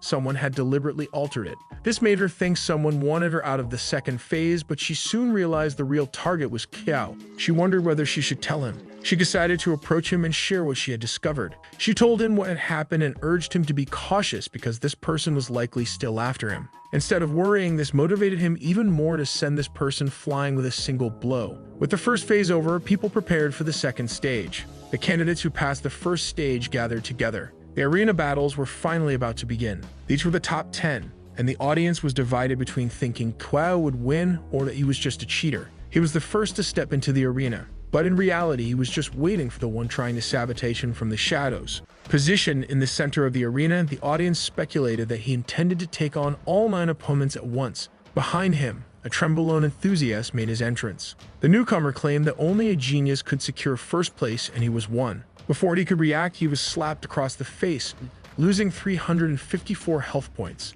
Kyo reaffirmed his statement, that guy wasn't a genius. The audience was increasingly amazed, convinced that this remarkable young man would be the winner. His victories were so overwhelming that the crowd no longer hesitated to cheer for him. His name was being chanted, but all he cared about was the emergence of the one trying to sabotage him. The envious one approached and called him a crowd pleaser, nothing more. Then he made Kyo a proposal of 5 million. Kyo didn't understand, so the envious one clarified it was an offer of 5 million in exchange for Kyo withdrawing. He pointed out that Kyo was an orphan. His parents hadn't left him any significant inheritance, and that amount could change his life. Feeling insulted, Kyo said dreams couldn't be priced. Or rather, they could, but not for such a paltry sum. Seeing a possibility, the envious one asked how much more Kyo wanted. He would consider giving up for 1 billion, but wouldn't refuse 100 billion if offered. That amount was out of the envious one's budget, so he declared he would deal with Kyo harshly instead. Kyo wanted to understand why he was so hated, deciding this must be the envious one. Like Kyo, the guy was at the initial stage and was a shadow mage. It was the first shadow mage Kyo had ever encountered. The battle was about to begin. Kyo was excited. He'd finally get to mess up the envious one's face. With one hand, the guy summoned his shadow magic. Shadows began forming around the arena. Taking on humanoid shapes, the guy extended his hand toward Kyo. The battle between a necromancer and a shadow mage left the audience ecstatic. They wanted Kyo to summon his undead, but he said he didn't need them. He was more than enough to handle the situation on his own. Wielding his spear, Kyo waited for the shadows to get close enough to him. When the first one entered his range, he struck it hard. But he noticed something. They were different, more solid than he had expected. These shadows had bones of steel and iron, the first stage of what the Envious One had prepared to defeat Qiao. But Qiao wasn't intimidated and kept fighting, hitting the shadows which could do nothing to defend themselves. If that was all there was, it wouldn't be a problem. Solid or not, it didn't matter. He was motivated to see if his strength could break one of them. With a powerful vertical strike, he aimed to slice one of the shadows. Despite the strength of the blow, his blade couldn't completely cut through it. Since his blade was already near its neck, he struck what appeared to be a weak spot. Now only 3 shadows remained to be dealt with. The Envious One struggles to believe the sheer physical strength of Qiao. If someone told him Qiao was a monster, he would believe it. Meanwhile, another shadow loses its head to Qiao's blade. It doesn't take long for all the shadows to cease existing. Now it's the Envious One's turn to face the edge of the blade. As Qiao approaches for the attack, the Envious One states that he doesn't summon those shadows for combat. They are sacrifices, and he begins the process of assimilating them. Before anything else can happen, Qiao's blade strikes the Envious One's arm. If it weren't for the tournament rules, that Shadow Mage would already be claiming his parking space in the afterlife. However, Qiao notices something strange happening to his arm. The mage acknowledges Qiao's strength, admitting he's the first to force him to use shadows as sacrifices. It seems that any direct attack on him will reflect damage onto the attacker. Drawing a dagger, the mage warns that even without being attacked, Qiao won't be safe. He then uses the short weapon to injure himself. The damage transfers to Qiao, costing him 50 health points. The Envious One promises to fulfill his initial promise if Qiao admits defeat. Despite the challenging situation, Qiao refuses. Meanwhile, the Envious One notices that a blow to Qiao's chest wasn't enough to drain his health entirely. He continues to injure himself, commenting that Qiao is stubborn and shouldn't blame him for the pain he's about to feel. The pain Qiao experiences from those strikes is very real. Now the mage prepares to target an extremely sensitive part of male anatomy, displaying no ethics whatsoever. This deeply unsettles Qiao, forcing him to react quickly with his spear, severing the mage's arm. The Envious One is forced to retreat and uses the shadow sacrifice and assimilation process again. As a result, Qiao suffers another 496 damage points. In this situation, having high attack power is no advantage. Qiao needs to figure out the limitations of the mage's ability. Perhaps it's tied to the dark aura surrounding him. He then announces that he understands the mage's abilities and that with the next move, the fight will end. With one hand concealed, the Envious One taunts Qiao, inviting him to try anything he likes. Facing him, Qiao executes a strike that doesn't hit but causes a displacement in the air nearby. Qiao asks if the mage really thought he wouldn't see through the enchantment. Now it's time to see if the mage can dodge the attack. The Envious One declares that if he does, he'll call Qiao Daddy. The punch is already prepared, ready to crush the mage's face. The mage summons a shadow protection technique. The defense withstands the first impact of Qiao's punch. It seems Qiao's guess was correct. Otherwise, the mage wouldn't have needed to defend. However, the mage insists that defending isn't the same as dodging. Wasting no time, Qiao continues striking, causing the Envious One to lose 125 health points. The shield can withstand hits from an average boss, but it crumbles under Qiao's strength. The Envious One can accept that Qiao is stronger than a boss. Calmly advancing, Qiao declares it's time to end this, but the mage retorts that he'll be the one to finish the fight. A massive volume of shadows gathers around the mage, larger than ever before. They begin to engulf his body, and the color of his eyes changes. The transformation is astounding, drawing Qiao's attention. In this form, even a player with strong physical attributes would be no match for him, and neither would Qiao. The Envious One is determined to secure first place in the exam, convinced that Qiao's end is near. Without time to react, Qiao lunges at him with a kick, delivering a subtle ambush. The Envious One is sent flying across the arena,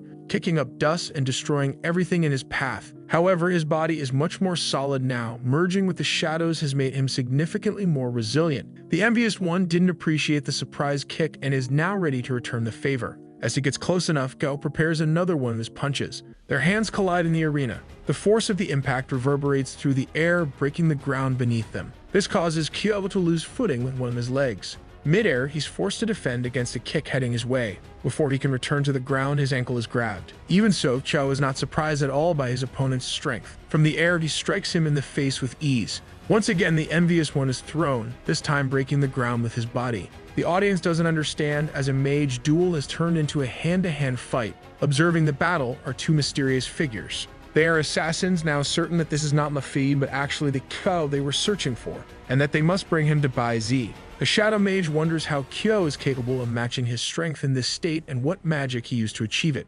Matching. This word doesn't define this situation between them. Within himself, the envious one thinks his ability is nearing its end. Now he has no other choice. He uses his devouring shadows sacrifice technique. His director is concerned and orders him not to use it under any circumstances. But he refuses to give up the fight, wanting to prove he's stronger than his brother. His brother is last year's champion, and this has placed undue pressure on him for a healthy competition. Unconcerned with his personal drama, Kyo just wants him to attack already with this new ability. The envious one strikes, causing Kyo to lose 141 health points while declaring that his end is near. But despite the damage, Kyo remains fine and capable. He retaliates with his own strike, hitting the transformed mage's face. In the middle of the arena, the two exchange relentless blows.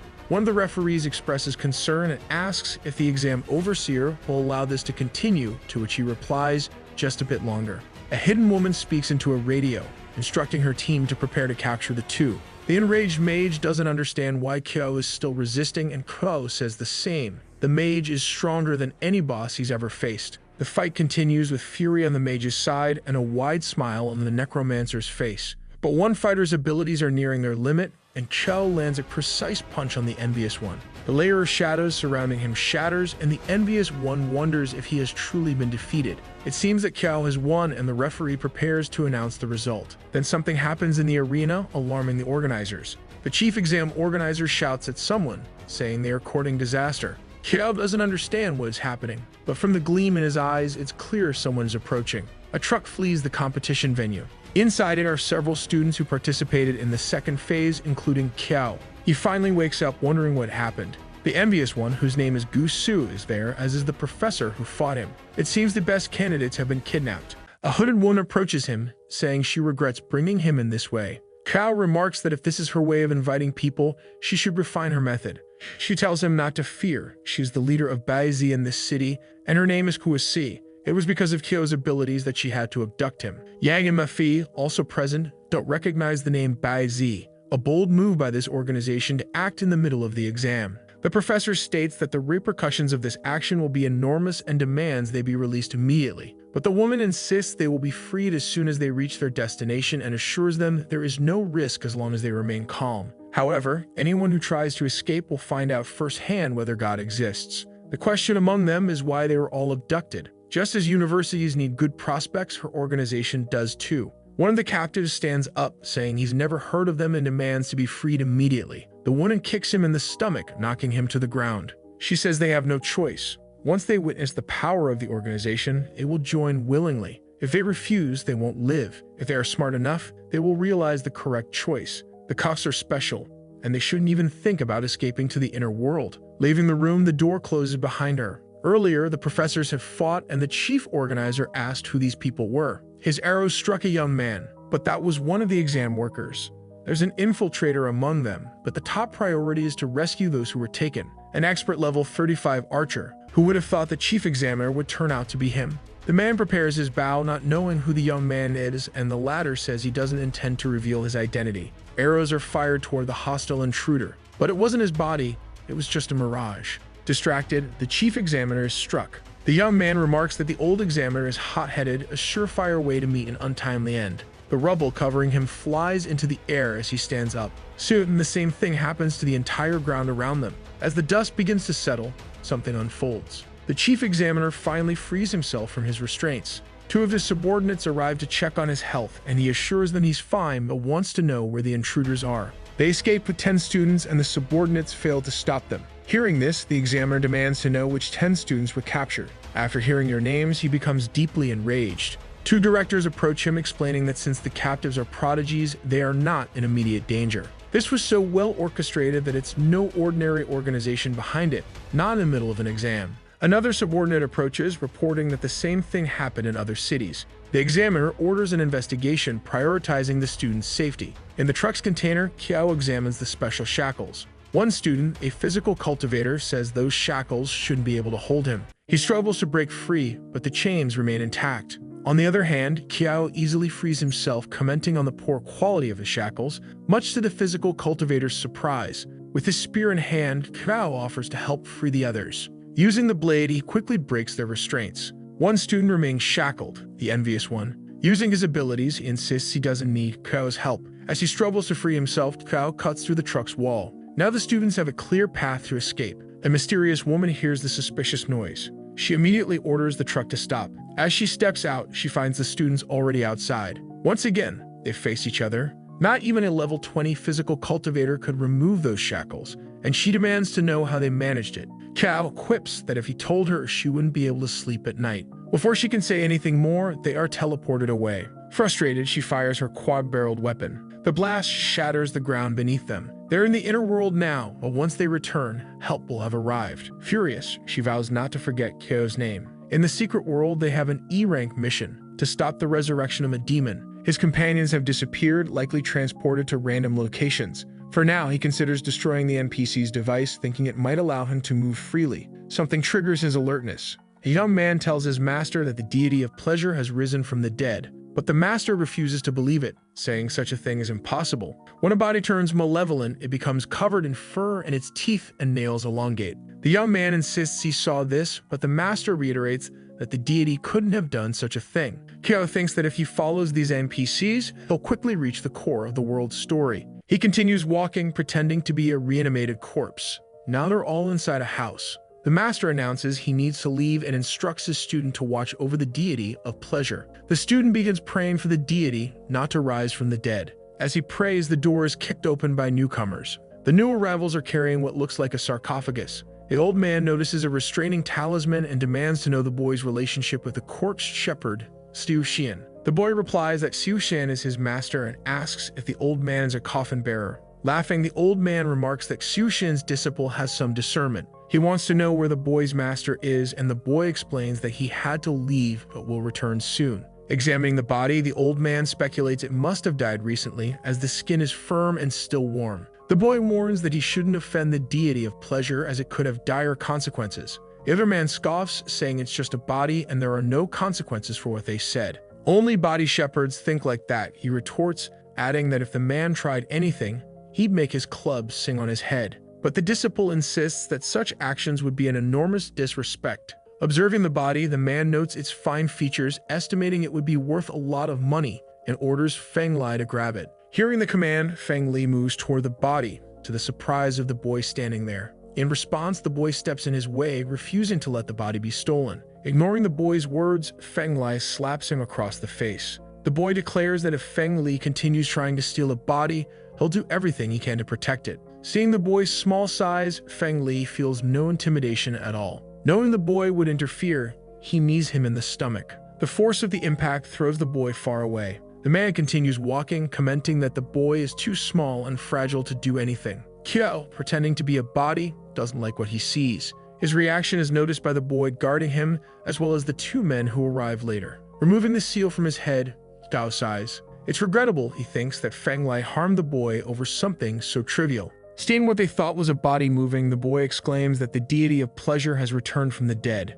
Kiao hadn't intended to intervene but needed to reach the Coffin Mountain and wouldn't let those two sell him. Sensing an attack, the older man uses a poison technique, but it's completely ineffective as Kiao's fist meets his face. The older man's body flies through the air, crashing into the hard floor of the house. Only now does he realize that this isn't a body but a living person. Feng Li assumes it's some kind of trick and is undeterred as he attacks. His club lands squarely on Kiao's face. Despite the impact, the result is almost negligible, leaving Kiao surprised. Seeing such resilience, the old man can no longer tell if this is a living person or just a body. Looking at Kiao's status, even he is unsure. He's a reanimated body with 100 extra defense, but doesn't regenerate health or mana. This is why the body reanimating bell made him act without a will of his own, and with high health he's fine since he doesn't use mana. The old man orders his disciple to hold Kiao off while he prepares a body suppression technique. Once again, the man moves to attack the reanimated body. Kiao also prepares to strike,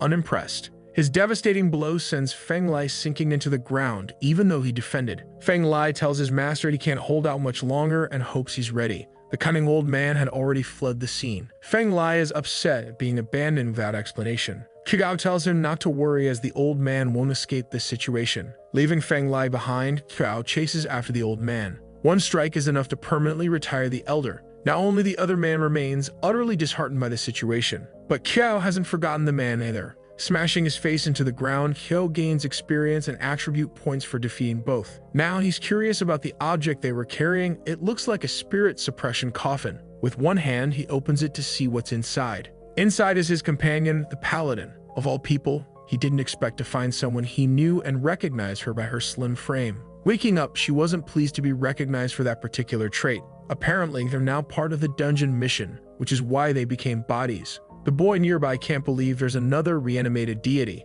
Taking advantage of his presence, Kao addresses him. The boy asks what they need from him, and Kao says they need to go to Coffin Mountain, coincidentally the same destination the boy and his master are headed to. After some time, the boy's master returns. The boy claims he captured the deity himself, and the master asks how he could have managed such a feat. They still had a long journey ahead of them. Elsewhere, monks walked with coffins, seals floating around them as one chanted a prayer aloud. Kao observed his surroundings carefully. The master spoke to one of them and ordered him to enter, saying the others would arrive soon. Handing a bell to his disciple, he instructed him to take care of the deities. Holding the bell, the disciple shook it gently. In the direction they were heading, there were more bodies of others who had been part of the exam. Yang noticed that two of his friends were arriving. Kao felt happy to reunite with him in that place. To the boy's astonishment, the bodies began talking to each other. It seemed impossible that all those deities could be alive. Elsewhere, the elders were gathered, and one of them asked if they were all prepared for the deities of pleasure. This was the 5th time they were summoning the spirits, and he hoped they were all adequately prepared.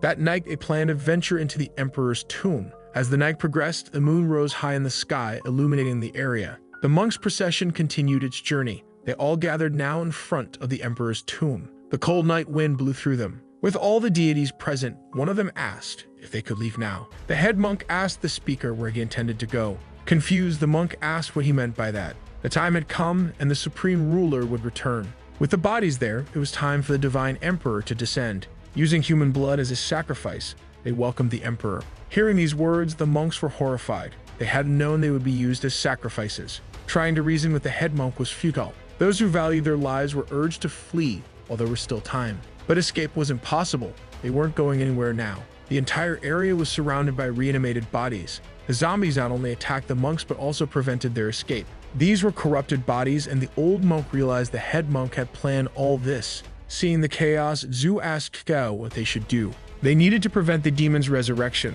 Perhaps this was the figure the monk referred to as the divine emperor. If that were the case, they had to attack, and so they began, taking down the corrupted bodies. The head monk noticed that the bodies had entered the tomb, finally allowing the emperor to return. Examining the ongoing battle more closely, doubts arose about the bodies.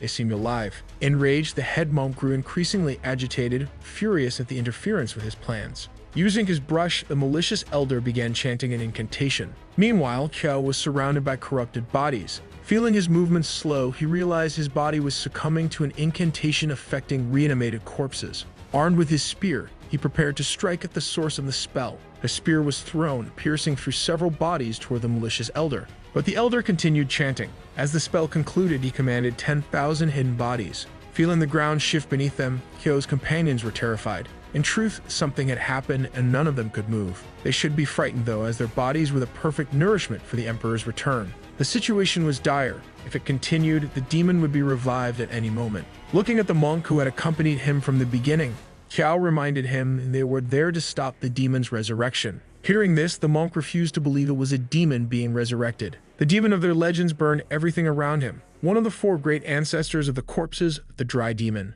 Whether it was human, corpse, or deity, the most important thing now was to stop the resurrection. Using his magic, the monk removed the curse restricting him. For a short time, spells affecting reanimated corpses would have no effect on him. That was enough. As long as he was there, the demon wouldn't leave its tomb.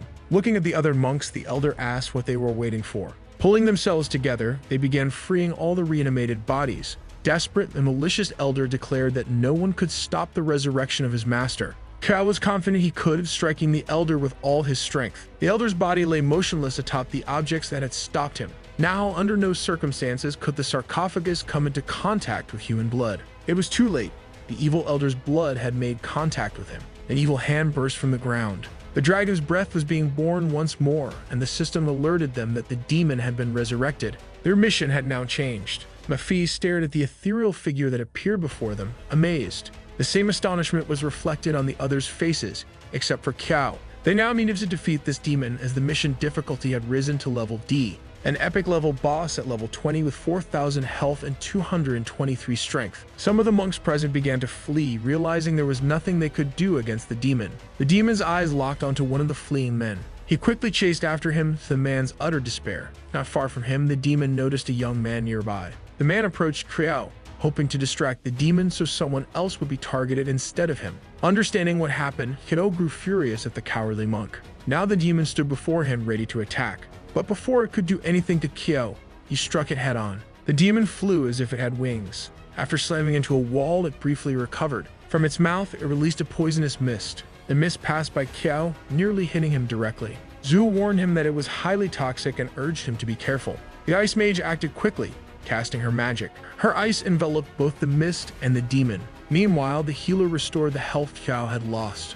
With minimal effort, the demon shattered the ice, imprisoning it. One of the students considered using shadow magic. Appearing suddenly beside the demon, he slashed it with his blade. Judging by the monster's expression, the attack was ineffective, but it was enough to enrage the demon. Using this ability, the demon halved all the player's attributes. Now Kyo's health was reduced by half. Unsure of what to do, they realized they had to cooperate to defeat the demon with their reduced attributes. A massive wave of debris flew in front of them. It was Krau, striking the demon with his fists. This shocked the boy as the Necromancer's attack dealt 10 times the damage of his strongest blow. After being hit, the demon retaliated, striking Kiao. The force of the blow sent him flying. Yang rushed to his aid, asking what they should do next since none of them could break through the boss's defense. Near Kiao was the envious one. So Kiao approached the man. Cunningly, he kicked him toward the demon, forcing him to act. The shadow mage was nearly upon the demon. Realizing he needed to respond, the mage summoned his shadows. Before being struck, he conjured a barrier to protect himself. Watching this, Kiao hadn't expected such an ability to be so useful in this situation.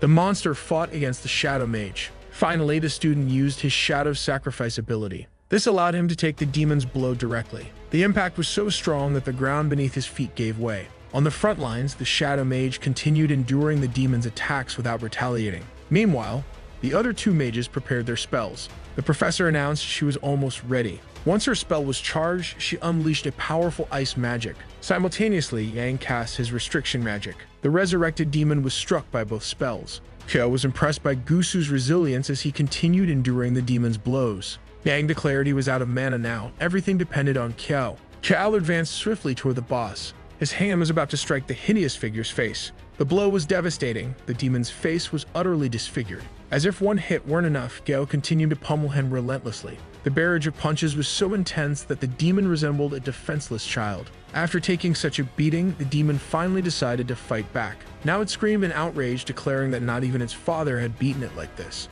It was time to return the blows in the cruelest way possible. Unlike the demon, Kyo didn't stand still waiting to be hit. He quickly counterattacked. Once again, the demon's body flew into the nearest wall. Slowly, it got up to regain composure, but it was futile. Kyo was already upon it, ready to end its life. But the monk says Kyo cannot do it. He must be the one to handle it. However, words are incapable of stopping a body descending from the air, and the demon's face slammed into the ground once again. The mission was completed and Kyo's performance was rated as A. In addition to the attributes and experience gained, he leveled up once more. Finally, the monk reveals that anyone who kills the demon will be cursed. As they converse, the demon's body begins to slowly disappear. A reddish mist forms from what was once the body, and the monk warns Kyo to be careful with it. The mist coalesces before him. The system notifies Kyo that he is now cursed and will die in 30 days. He asks the monk if there's a way to reverse it, but the monk says there's nothing about this in historical records. His friends ask if he's alright and he says yes, but he's considering whether someone at the university might know how to deal with it. Yang tells him that the soul core has formed. The envious one thanks Kyle for his effort while taking the item for himself. Since he was once tricked, it's time to return the favor. The item is A level, capable of stealing half the target's agility for 10 seconds. Yang is upset with him, knowing he barely did anything yet kept the item. While telling Yang to stop complaining, the envious one exits the secret world. But he doesn't succeed.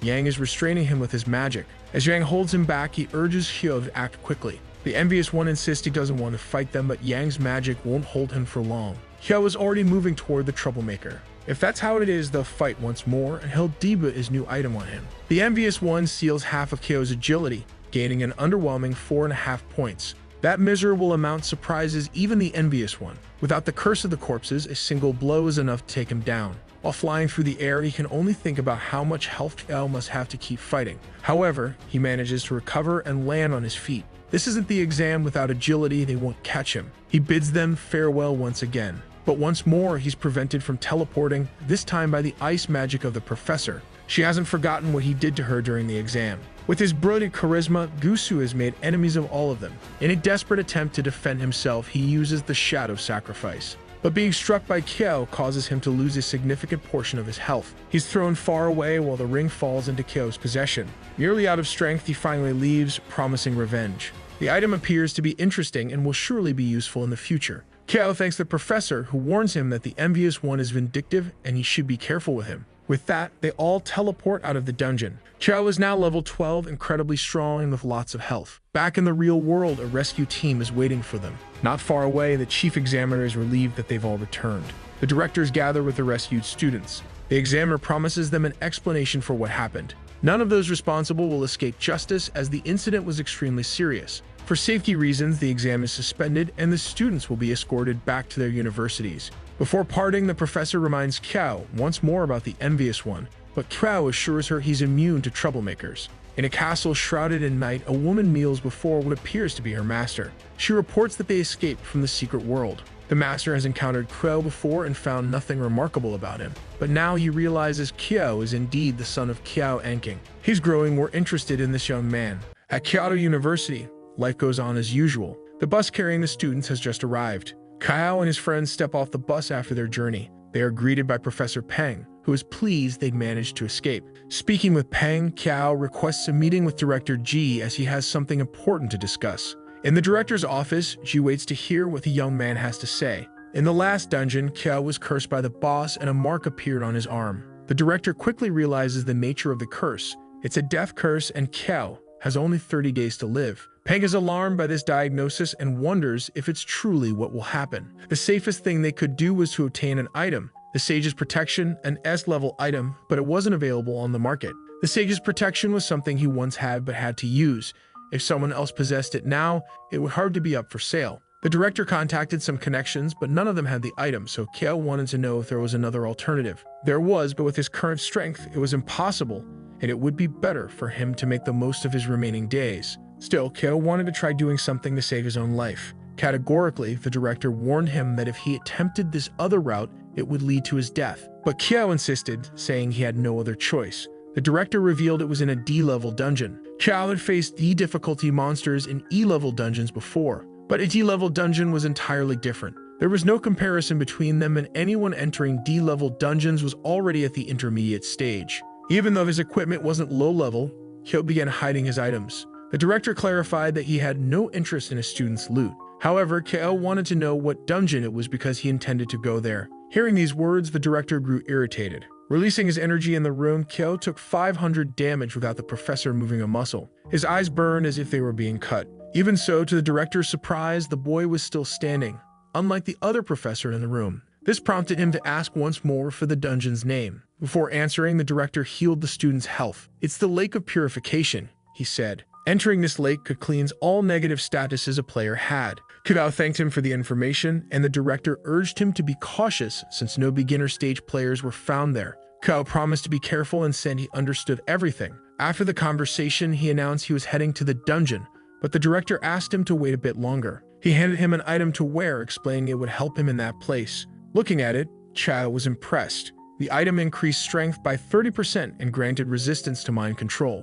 It was an incredibly valuable item, and the director emphasized that it was on loan and must be returned. Thanking him for the assistance, Kiao set off toward the purification dungeon. Finally, he stood before the portal leading to it. To enter the dungeon, he would be placed on a team with other players. Inside the dungeon, the group was welcomed by the system. They were instructed to follow the rules. If they heard something calling them from behind, they must not turn around. Caution was required with anyone who disappeared for more than a minute, and they had to memorize the habits of others. If they heard something whisper in their ear, they were to curse at it until the voice stopped. If a stranger appeared and asked questions, they must not respond. According to some players, the place was safe and accidents were rare. However, one of them argued that it wasn't safe at all and that people frequently died there. Following protocol, a young woman introduced herself as Qin Kamshui, a level 22 water mage. Next was Cao Xiao, also level 22, a blade master. The other three members were another mage, a blade master, and a sword master, the last of whom was the only level 25 player.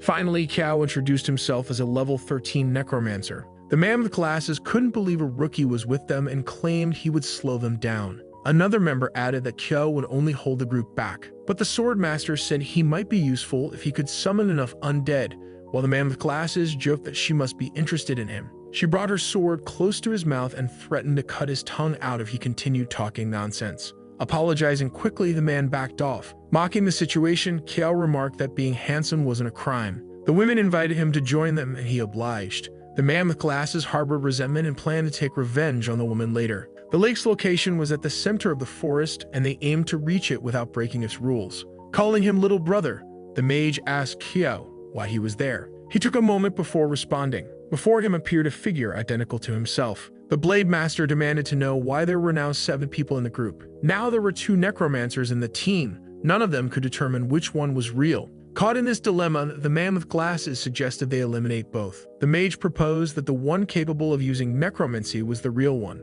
The copy began summoning undead. This is problematic because no one would believe a necromancer unable to use magic. Either way, Kiao didn't appreciate being copied, and he's ready to eliminate his copy. It is easily sliced apart, surprised by the young man's strength. Losing its form, the monster is revealed to be a mass of tree trunks.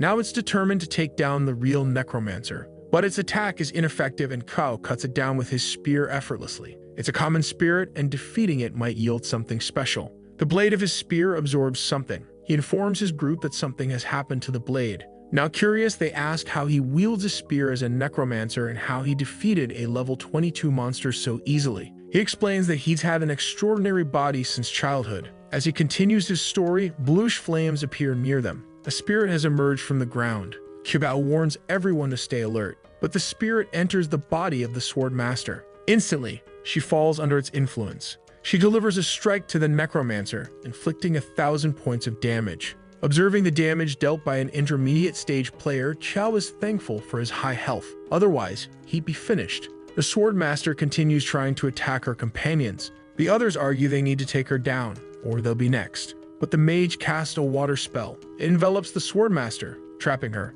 The other 2 plan to finish her off quickly, but with little effort, she breaks free from the watery prison. She's ready to continue her assault. This catches the other 2 players off guard. Kiao is already behind her, prepared to act. He strikes her in the face with one of his blows.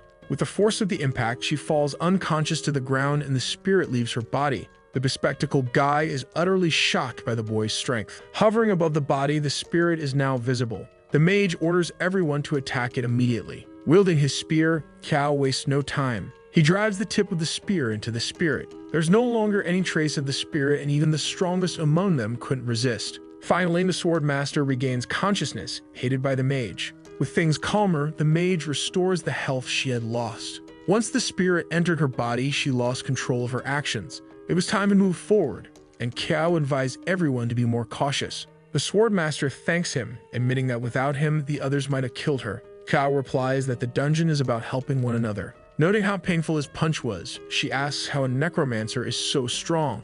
Once again, he says he's always been strong. The group continues advancing through the forest, but the 2 men lag behind, frustrating the bespectacled one. Hearing something suspicious, they turn around. There's a massive monster behind them, asking if it looks more like a human or a god. It's a rare level 29 monster. Repeating the question, the bespectacled one answers that it doesn't look like either. Before he can continue, the monster attacks them. Though caught off guard, they manage to defend partially. The bespectacled one wonders why the monster is so aggressive, but the other guy tells him to stop asking questions.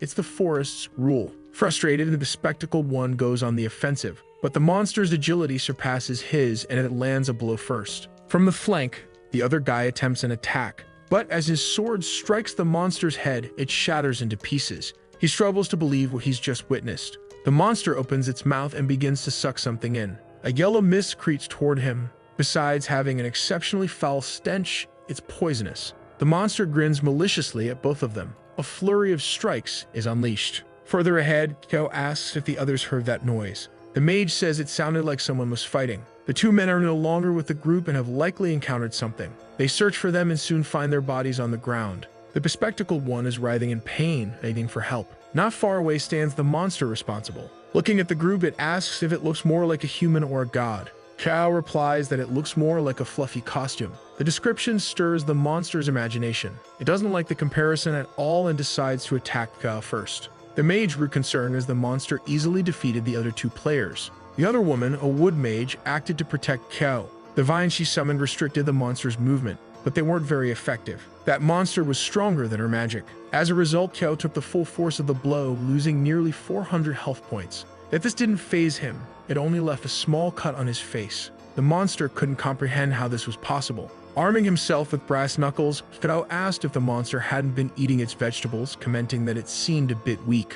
When it was his turn to strike, he dealt 1,000 damage in a single hit. His companions were left speechless by the absurd strength of the young man. The previously defeated men, now somewhat recovered, also couldn't believe he was so powerful. The impact of his strike sent a wave of debris flying from the forest floor. To Kao, this forest seemed full of amusing things. The monster was finished, while his companions were terrified of the monster traveling with them. They suspected he must be possessed by something. That made them apprehensive, as Kao did not hesitate to use necromancy to kill. The women exchanged glances, somewhat pensive about what had occurred. Kao returned to them, asking if everything was fine, but some people were clearly disturbed by what they had witnessed. The man with glasses told him not to come closer, which Kao could not understand. Pointing his sword at him, he asked if he was a monster, as there was no way someone at his level could defeat a level 20 creature with bare hands. However, if he were a monster, he wouldn't have bothered to save them. Even so, the man with glasses believed it was all an act. The forest was too confusing,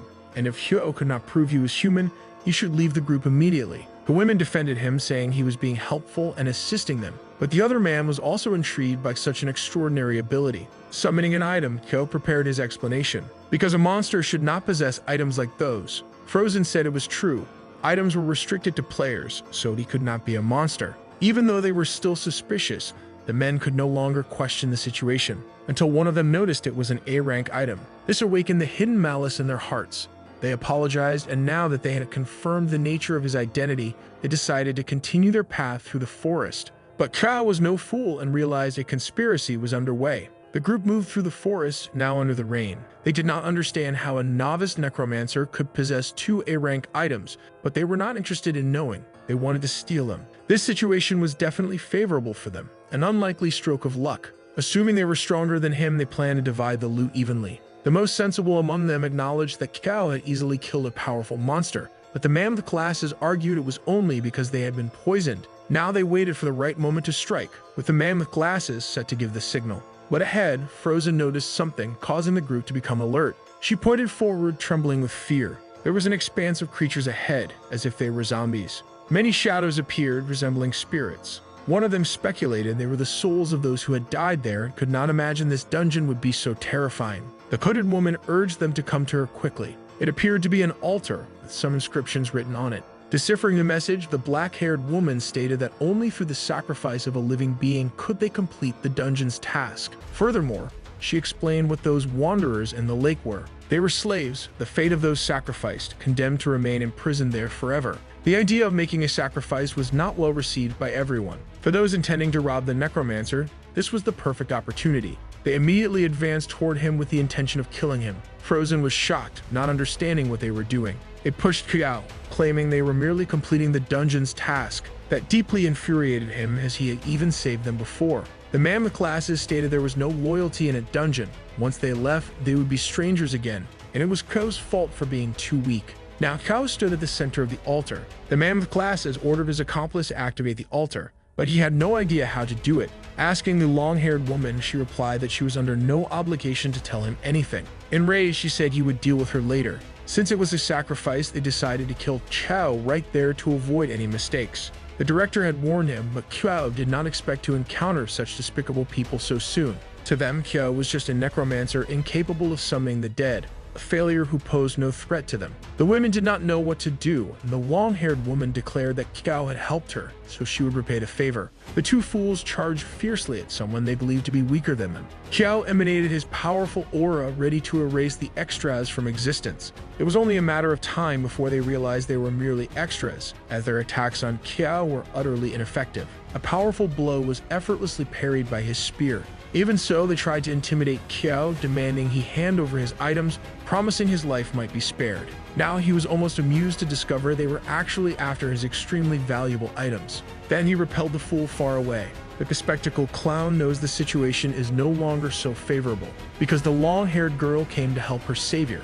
Even though she knows she was saved by Qiao, she doesn't understand why she's interfering. It doesn't seem obvious to him. She had to tell the ignoble man that she's only alive because of the boy, and the least she can do now is help. Still, he insists they need to make a sacrifice, and the rookie is the ideal choice. The hooded girl remains silent, watching the conflict. The girl refuses to sacrifice her companion for this because the task demands a life sacrifice, not that of a companion. On the other side, Qiao keeps pressuring the other fool. Realizing this, the bespectacled one knows the situation has considerably worsened. Even his accomplice doesn't understand what's wrong with Qiao, who is abnormally strong. Confident, Qiao reminded them that there's still a sacrifice to be made. Together, they believe they might be able to subdue a mage of the initial stage. That enraged the long-haired girl. Outraged, they now decided they would also take her down. The hooded girl seemed to activate a device that caused a barrier to rise from the altar. None of them can say what's happening. A message indicates the altar has been activated, and they begin to feel an intense discomfort. With his pendant that grants immunity, Qiao was unaffected, but assumes it's a mental attack. Looking outside, the bespectacled man cursed the hooded girl. He wanted to know what she had done. She said it was nothing major, but that she wanted to complete the dungeon task quickly. Knowing this, he cursed her even more. On the altar, plants began to grow, entangling the players. She said that if they could attack Qiao, then she could attack them too. Intrigued, Qiao wanted to know how this girl knew the procedure to activate the altar. He recalled the rule to never lose sight of a companion for more than a minute, as one should always be cautious of them. If she knows this much, it's possible she's been to that dungeon before. Turning her back on them, she wished they'd die right there. But Qiao has no plans of perishing there. With powerful blows, he destroyed the plants trying to hold him to the altar. Once free, he leaped off the altar toward the girl. To her, that was impossible, and she doesn't understand why he isn't affected by the altar. With his new friend saved, he wants to know the same, how the girl knew so much about that place. He assumes that the moment they entered the dungeon, she already intended to use them as sacrifices. Revealing a malicious smile, she asked if he still has any doubts, and she used a technique against him that made the plants as dangerous as whips. Determined to survive, he used his spear to avoid being struck. However, to his surprise, he wasn't able to cut through them. She also believes that a mage in the initial stage is no match for her, who is in the intermediate stage. Launching an attack against him that he couldn't defend. Hitting his neck, Qiao wants to know what just happened. It's a small parasite. She advised him to stop resisting and just become her sacrifice. Seeing that she had gotten closer, he seized the perfect chance and used the ring's ability. The girl's agility was halved, but it will only last 10 seconds. Qiao needs to seize the opportunity. Using the pendant's ability, his strength increased by 30%. Even with reduced agility, she still acts like she's invincible because he's only in the initial stage. However, reality soon hit her. The one coming to attack her might give her a one-way ticket to the metaphysical world. Sweating and apprehensive, she still believes he's incapable of doing anything against her. As a defensive measure, she tried to make the vines protect her. However, the plants were about as useful as a fireplace in the desert. Now her pretty face is being crushed by a fist, which sent her flying like a soccer ball. Now she's wondering how someone who should be weak can hurt her so much with a single blow. But there's not much time to think as the fight is still ongoing. And once again, her pretty face is being pummeled by Qiao's fists. A barrage of blows that, if not for being in a dungeon, would have landed Qiao in jail. The cunning girl even tried to appeal to the fact that she's a woman, but Qiao reminded her that she tried to kill him, and he's just returning the favor in kind. Even though he was right, his new companions were a bit frightened. The beating session lasted longer than planned, and the ring's effect wore off. The hooded woman gained distance to avoid continuing to take a beating. Even without the ring's blessing from the beating she took, she might be unable to keep fighting. Wounded, and with her pride shattered, she said she wouldn't forget Qiao. She teleported away, saying this wasn't over yet. However, if it weren't for the pendant given by the director, things could have been much more complicated. Turning to his companions, he told them they were safe now, though they were still a little shocked. They wanted him to stay away, and Qiao said it wasn't his style to hit women, that was an exception. Returning to the altar, they noticed that the two who had been there must have become sacrifices. Qiao summoned his spear, and one of the girls wanted to know what he was going to do. He said that altars shouldn't exist. For a moment, they were intrigued by what he was doing. But he was absorbing the altar's life energy, gaining attribute points and experience. With the destruction of the altar, he leveled up and gained more attribute points. It was a significant reward which explained why that woman wanted so badly to sacrifice the others. Even so, he couldn't quite figure out what kind of energy had been transferred to his spear. The girls approached him after he destroyed the altar. They thanked him for saving them, as they could have become sacrifices too, and decided to abandon the dungeon mission. He said it was fine, and he would have saved them regardless, while thinking that now he needed to go to the Purification Lake. That was the lake, and the souls that had been there must have been freed with the altar's destruction. The young man began removing his shirt. Frozen became shy, and the black-haired girl wanted to know what kind of indecency he was up to. He explained that he was cursed and had come there to remove the curse, and she could confirm it by looking at the mark on his body. Now she understood, but had thought he was about to go into a libidinous rage. With fewer clothes on, he dove into the lake. Frozen decided to join him and invited her companion, reasoning they might also be cursed, given how strange that place was. Indeed, the curse began to fade as he relaxed in the lake. However, the seed lodged in his neck remained, so he decided he would deal with it later. In the lake, his companions were undressed and bathing. That dungeon was far too strange. Without Kao, none of them would still be alive. Because there was a bit of mist in the area, they didn't notice they were approaching Kao. This led to a moment of embarrassment, but the young man said it was their fault. After the group bath, everyone was dressed again. Despite everything, they decided to exchange contacts, as they had all been quite amicable. The girls left, and the system notified him that the mission was incomplete, asking if he wanted to abandon his progress. Kiao decided to leave too, as the place was too strange, intending to return in the future. With his task completed, he went straight to the director's office. The director was happy to see the boy had returned alive. This impressed him, as a rank D dungeon is quite challenging for someone at the novice stage. What mattered most was that he had returned safely. Now the director wanted to know where the items he had lent him were. The boy said it was thanks to the pendant that he managed to make it out alive. The director tried to take it back, but Kyo didn't want to let go of the pendant. So he slapped the boy to make him drop the item, but left him with a challenge. If Kyo could beat him in a fight, the pendant would be his. Chao wanted to know what was special about the pendant. It had an enchantment. On a rank and higher items, such enchantments were possible. Despite that, Kao thought the enchantment on his spear seemed different. He asked about the curse, and Kyo said he managed to remove it. The director was pleased with the news, and knowing this, told the boy to leave and stop bothering him. Outside, Kyo ran into someone. Apparently, this person knew him and called him by name. It was Long Sheng, who had also been at the Sioux City exam, as he was from there too. Kao remembered that the previous year this person had been the #1 in the city and had appeared on TV several times. Since they were from the same city, Long Sheng offered to help him if needed, and they exchanged contacts.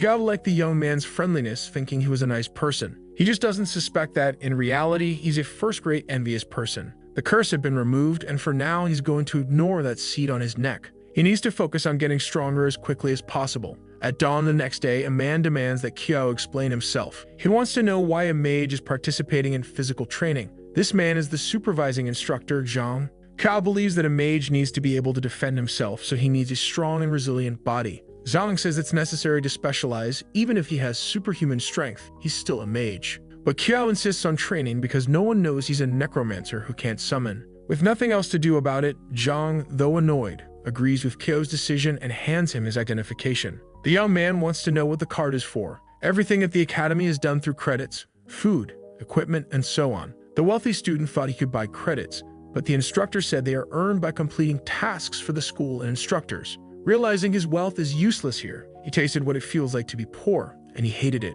Another instructor is gathering the group for physical training, and Kao approaches him. There's a professor observing everything, curious. This is Jan Shu, a professor at the academy and a necromancer. His gaze is so menacing that Kao felt chills. The instructor introduces himself. He is Wan Lihao, level 35, final level, and a physical trainer. Cutting the introduction short, he says he doesn't accept garbage in his group and announces he will release his aura. If they withstand it for 5 minutes, they can remain in his group. One of the students wants to know what happens if they don't withstand it. He said he would personally go to the principal and assist in transferring the student. After that, he began releasing his aura. The students immediately felt the overwhelming wave. It was too intense, and some already doubted whether they could endure the 5 minutes. One of them encouraged his friends, saying that if they worked together, they would have a chance. The instructor appreciated the young man's emotional control and hoped he would continue like that. That student is Lai Lang, and he called his nearby peers so they could formulate a strategy. No one wanted to be eliminated, and he suggested they pair up and force the instructor to move, dissipating the pressure. Since there were no objections, he proposed forming pairs quickly so they could pass together. The students began looking at each other. Gradually, pairs were being formed. But Kyo, who seemed foolish, was left alone. Lang had to go to him and suggest they pair up, which he agreed to. However, Lang wanted to know what level Kiao was at and why he was so thin despite being in physical training. That's when Kiao revealed that he is, in fact, a necromancer, an unexpected answer that Lang wasn't anticipating. When Kiao mentioned he was at level 14, Lang's reaction was even more surprising. It made no sense for him, a mage, to be in that group. Lang thought he was in a complicated situation, but Kiao stated that he was stronger than most of them there. The others commented that besides being a necromancer, he was musculous, which would make Lang's life harder. Kiao was upset because he told the truth, and yet they didn't believe him. Lang said he would help him by buying time for the necromancer to summon his undead. The preparation time was over, and the instructor wanted to know if they were ready. The group replied they were ready. Then it was time for the underpaid instructor's fun to begin. His massive aura grew in a terrifying manner. Kiao noticed it was heading straight for him. He didn't expect to be the instructor's first target. Lang was worried and stepped in front of him to help, but the instructor's aura was stronger than Lang could withstand. The other students were terrified because Lang wasn't weak, so now Kiao didn't stand a chance. To the instructor, freshmen need to be softened up with hard blows so they don't get cocky later. Kiao prepared himself to resist the aura. Trying to withstand it, he lost 800 life points. It wasn't even a real strike, yet dealt massive damage. But to the instructor, what he had just witnessed was intriguing. The boy, a necromancer, resisted the wind from his strike. However, he couldn't let the student he presumed to be the weakest in the group remain standing. And this time, he directed more of his aura at him with a little more force.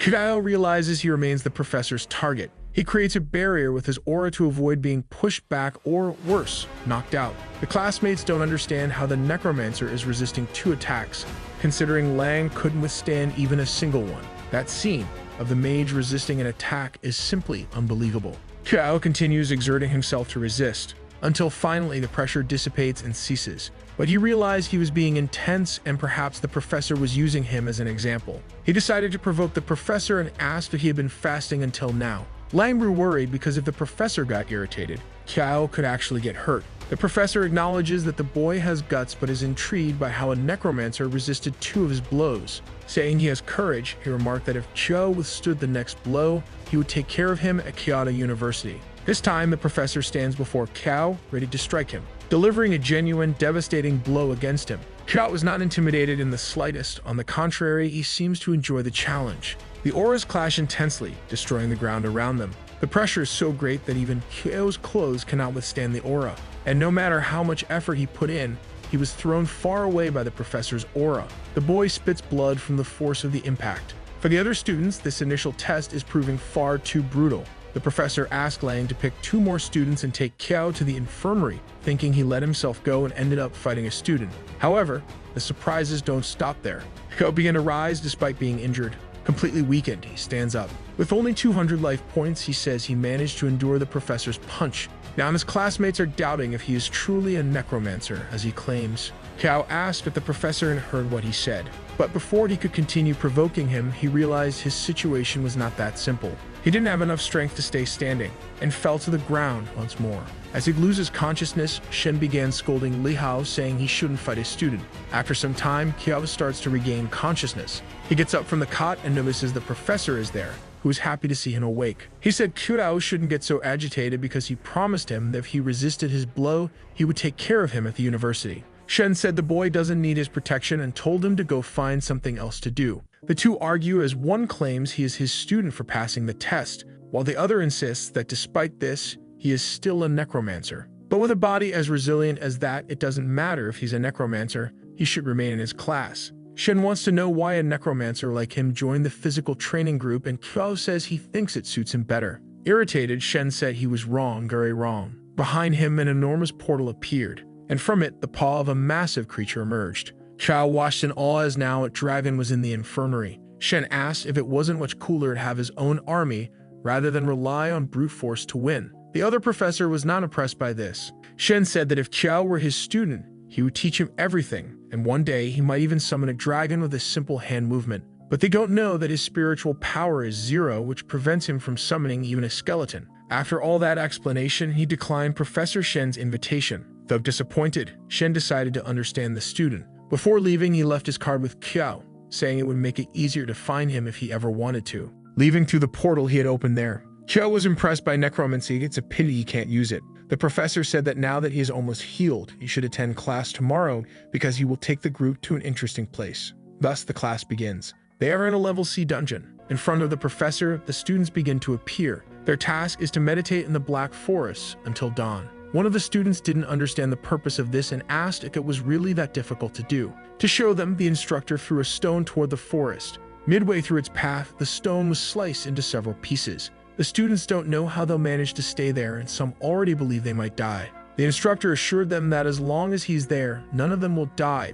but suffering is inevitable. In response to the students, he said that enduring this is fundamental to training their willpower. And the second important lesson, they'll learn once they enter the forest. One of the students volunteered to go first. As soon as he stepped into the forest, he felt the wind trying to cut through his body. He resisted, unsure of what was happening. The instructor acknowledged the student's courage and determination, calling him promising, but he wanted to see how long he could endure. Seeing that the student was already experiencing the forest's benefits, the instructor encouraged the others to enter as well, asking if anyone had a defense stat below 100. Kao wanted to know what would happen if someone's defense was below 100 points. The instructor replied that in such a case, the student would likely die. But to the instructor, Kao shouldn't have any difficulty, unaware that Kao only had 6 defense points. Noticing the boy's state, the instructor asked how he had strength without defense and how he withstood his attacks. Kao explained that his health points were exceptionally high. He said they were 4,000, and it took the instructor a moment to process what he had just heard.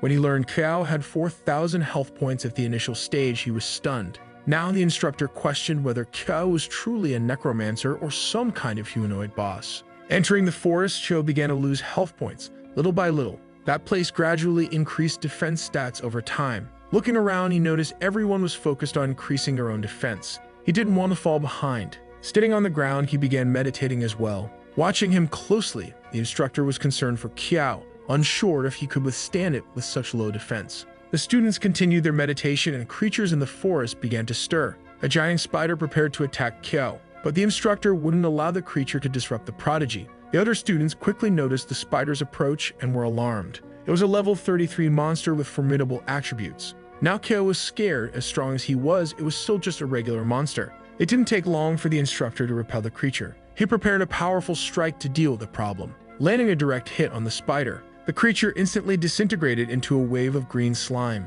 Witnessing the instructor's strength, Kao was sure he had gone easy during the test. With the monster eradicated, the instructor ordered the students to return to meditating. He told them not to even think about leaving until they had reached their limits. This was an excellent opportunity because, with the instructor present, they could train in a level C dungeon. After 2 hours, the first completely exhausted students began to stand up. Xiao was taking damage because his defense was so low, and if this continued, he wouldn't be able to stay much longer. Then the seed on his neck began to react. A wood absorption process was initiated. It started regenerating his health points at the same rate he was losing them. At first, Cho didn't understand why the seed was regenerating him. Even so, he was pleased, as without the seed, he wouldn't have been able to enjoy the forest's benefits. Far from him, a girl smirked maliciously. Thanks to his seed, she could pinpoint exactly where Kyo was. With no risk of his life being drained, he continued meditating. Those who couldn't endure to the end admired the resilience of those who stayed, especially the fragile-bodied Necromancer. Even the instructor admitted they were promising and hadn't expected Kyo to last until the end.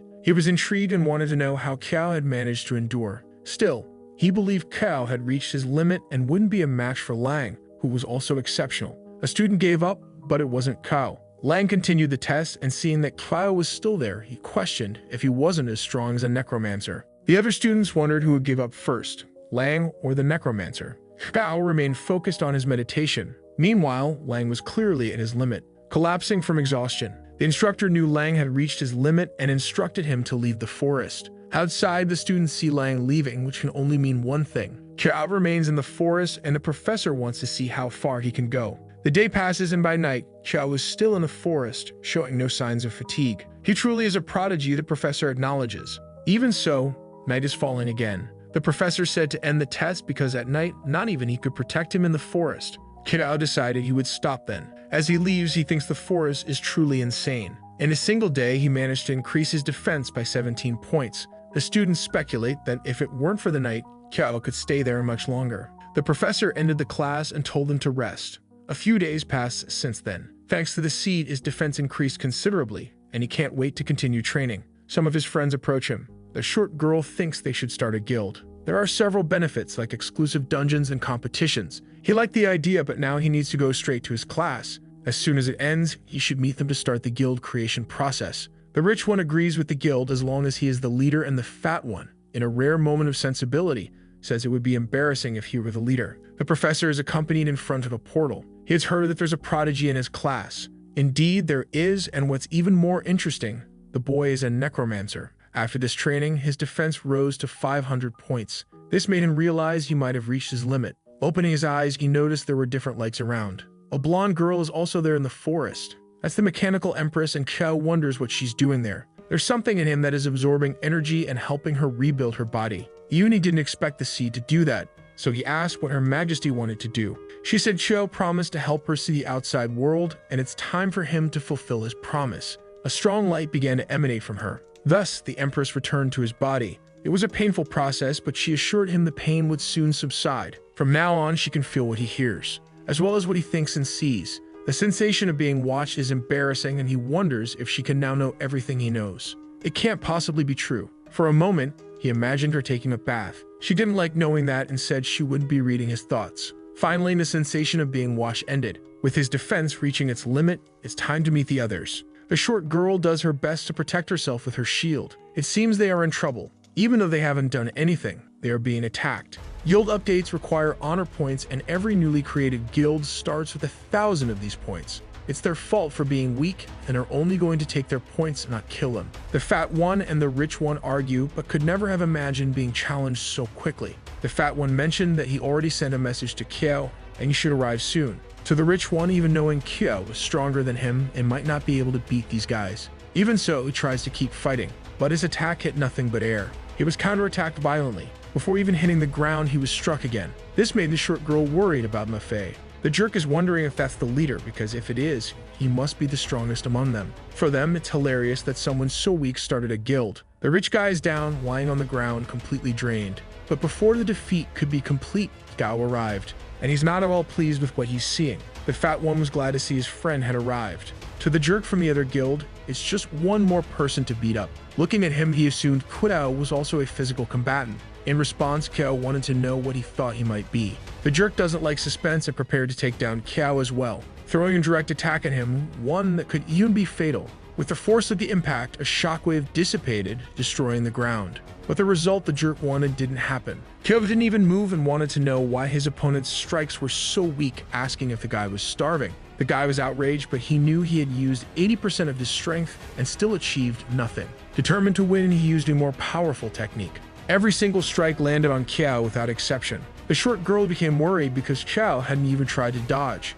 To the other fools, the boy was going to die at this rate because those strikes were strong. The truth they couldn't see was that none of the attacks were effective. Realizing this, the biggest fool understood he was in trouble since none of his strikes could get through Qiao's defense. The chubby one celebrated, seeing that his friend had grown stronger. Finally, the rest of the fools realized the biggest fool had accomplished nothing. Their guild president was sitting nearby watching everything. Meanwhile, Qiao was just waiting. Since the fool had just attacked, it was now Qiao's turn to return the favor. Taking an offensive stance, he prepared to make the fool regret being born. Sensing the imminent danger, the fool raised his arms in a defensive stance to guard himself. The other fools shouted to reassure him, saying if the defense was high, the attack must be weak, so he shouldn't be afraid. Believing that the fool braced himself to block the attacks he assumed would be weak, Qiao had already focused his aura into his fist. He struck the fool's hand, who was confident he could endure it. To his complete misfortune, not only was it a critical hit, but his hand was utterly crushed. The fool was sprawled on the ground, unconscious.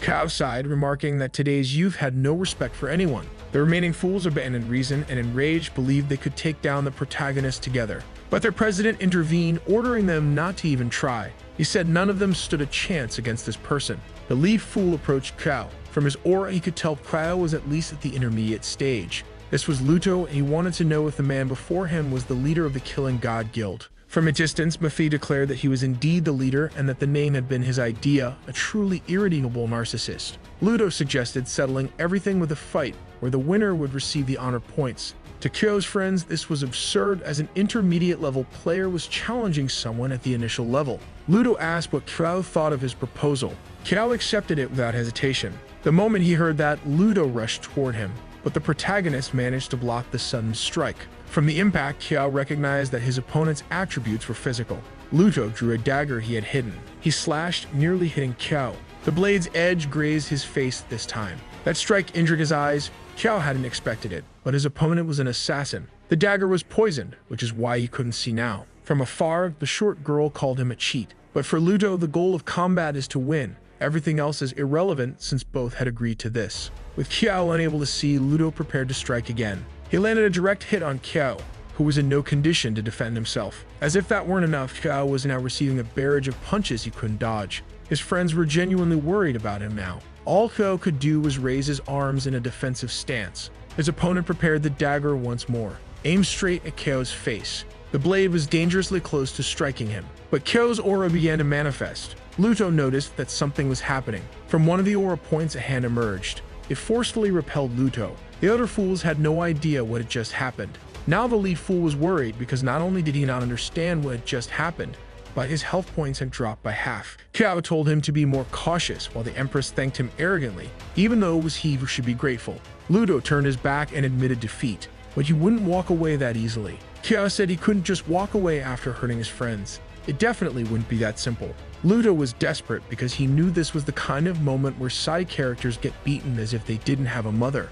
Kiao smashed his face with a single punch. He flew so far that if he had wings, he'd still be gliding now. In disbelief, the fools are terrified by this outcome. Even so, Luto gets up, outraged by what just happened. He knows that strange thing is gone and must have exacted a high price for it. Opening his mouth, he launched a few needles at Kiao. Seeing them approach, Kiao didn't even bother to dodge. With a single motion, he destroyed them all. But that was risky, and Kiao realized he was poisoned. Full of anger, not poison, he went over to beat the jerk up for it, delivering blows, all of them without exception, to his face. Taking the hits, the proud fool still has time to wonder how or why he's getting beaten by someone at the lower level. He took advantage of an opening to retaliate and give his battered face a break. This time, he launched several needles.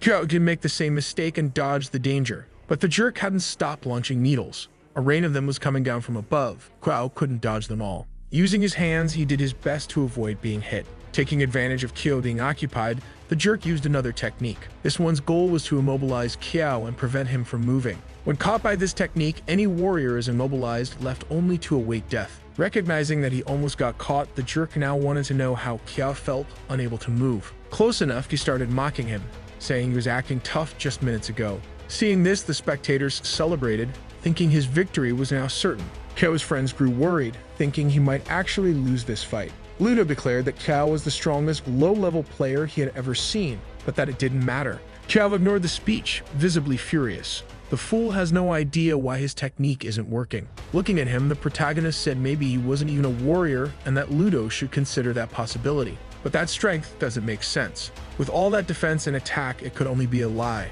Without waiting for an answer, he attacked again, determined to end the fight. Shadows enveloped his fist as he charged forward. The background characters, who only ever make nonsensical comments, began to believe in his victory again. Meanwhile, Kiao's friends were concerned. Luto was about to complete his attack with Kiao immobilized. This time, Kiao stopped it with just one hand. Once again, Luto was about to be beaten. The first thing Kiao did was soften his abdomen with a well-placed kick. Then he sent him off to the orthodontist. The fool kept making excuses, refusing to accept he was weaker, while Kiao continued insisting he wasn't a warrior, but rather a necromancer, just with a slightly stronger body. Luto spat blood from the blows, reflecting on how he was miserably losing to a mage. His face softened once more. His henchmen rushed to his aid as he was utterly destroyed. If he'd taken any more of a beating, he might have ended up bald. Still not satisfied, Kiao wanted to know who would be next. The fools raised their hands, surrendering. The guild war ended and Kiao's guild earned honor points for the victory. He went to his friends and together, they celebrated their win. They only had minor injuries and a few days of rest would be enough, but they were worried about Frozen. Her shield had broken. Since he no longer needed defense, they could visit a dungeon to find her a new shield. Asking the Empress, he wanted to know if there was a dungeon with more shields, and she said there was one. She just didn't recommend he go there, as he wouldn't be able to handle the monsters. Kiao felt challenged and now wanted to know what place this was. Speaking to Frozen, he said he knew of a dungeon with shields. They just needed to beat it. Frozen wanted to go, and the Empress had mentioned this dungeon required at least 2 people. So the two set out on this venture. The fat one commented on the 2 of them heading off alone at night into a dungeon. Frozen heard it and said that when she got back, she'd beat his flabby belly. This was a rank D dungeon in the pseudo-underworld. Frozen was apprehensive, but Quao reassured her, even though he knew he almost died in the last rank D dungeon. He asked the Empress if this was indeed the dungeon she'd mentioned, and she gestured suggestively. The girl thought she'd hold him back since, without a shield, she felt useless. Stroking her head, he asked her to relax. A purple ball of energy began to shine. They were entering the dungeon, which was a replica of the true underworld created by Hades. Frozen tried to wake Qiao by pushing him. He opened his eyes and realized they were in a different place. This was the dungeon, and that was the underworld. Intrigued, the girl asked if they were dead, just like in the other dungeon where they were undead. Through the status window, Qiao confirmed they weren't, as there was no warning about it. Thus, they were there as two living beings. Looking at her neck, Qiao noticed a cross pendant. This embarrassed her, but he asked her not to move. Reaching for the necklace, he asked if she had it before entering. But she had never worn any necklace, and it appeared after they entered the dungeon. Looking at him, she noticed Qiao also had one around his neck. It was likely an item related to the task. They needed to cross the gate of hell, reach the Acheron River, and guard the crossing. The dungeon advised trusting their companions. She mentioned that the gate of hell led to the real underworld, and once through it, there would be no return. Since the task required it, Qiao was ready to go, though Frozen didn't know the way. Neither did Qiao,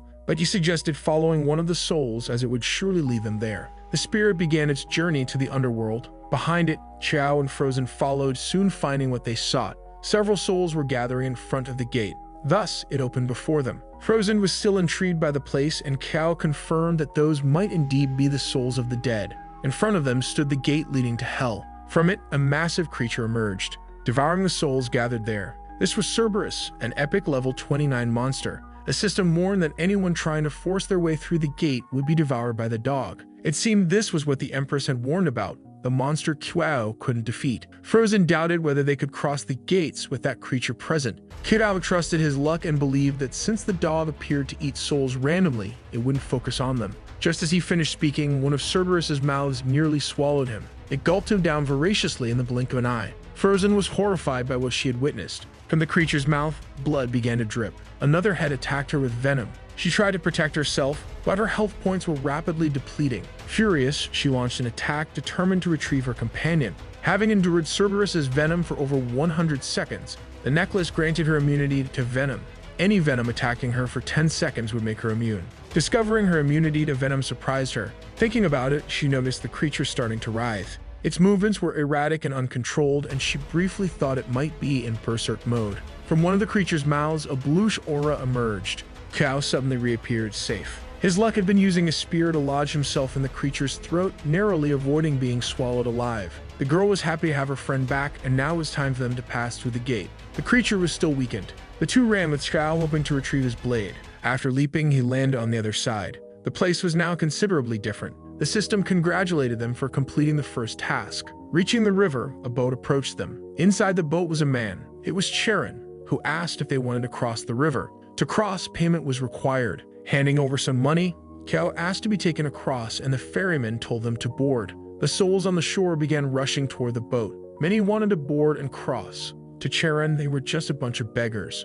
Wielding his oar, he pushed them away, saying they didn't deserve to be on his boat. After that, they continued their journey to the other side. Qiao wanted to know why the souls didn't cross the river on their own. That was the Acheron River. To understand, Charon instructed Qiao to dip his hand into the water, so he reached his hand out from the boat. Before he could even touch the water, several hands emerged. Frenzied, desperate to grab him. Terrified, he asked what those things were. They were the ones who had tried to cross the river and failed, doomed to spend eternity at the icy bottom of the river. Everything that falls into the water is dragged to the bottom and becomes one of them. And now the two of them are about to join those souls. Because they are not dead, they are alive, and tricked Charon into taking them across. With a swing of his oar, he managed to hit Qiao, who fell toward the cursed waters. The first thing he felt was that the water was cold, dark, and rotten. Several hands immediately emerged. Desperate, each of them wanted to grab Qiao in some way. Before he sank, Frozen managed to hold on to him. She grabbed him tightly so he wouldn't fall into the water. But Charon was still there, and now he intended to throw the girl out of the boat. Before the attack, Qiao used the ring's ability. That was the window of opportunity he needed, managing to escape the danger and return to the inside of the boat. Facing the ferryman, he prepared to attack, punching his stomach violently. The ferryman flew, destroying some parts of the boat. Despite everything, he was weaker than expected. Because they were alive, entered the underworld, and attacked the ferryman, they were completely doomed. Annoyed, Kyle threw him out of the boat. The ferryman's body hit the water, where he was grabbed and dragged by the souls. Frozen wasn't sure if this would cause problems, but Kyle reminded her it was a dungeon, and they needed to clear the place. The two continued their journey along the river, and were almost at the desired shore. As soon as they docked, Kyle noticed another boat and another Charon. The ferryman realized they were there. They immediately grew alert, wondering why he was still alive. The player said that wasn't Charon, but from what he overheard, he realized they killed the ferryman. They had no choice as he attacked them first. The player said they were inexperienced, and killing the ferryman only increased the difficulty of the first hell from then on.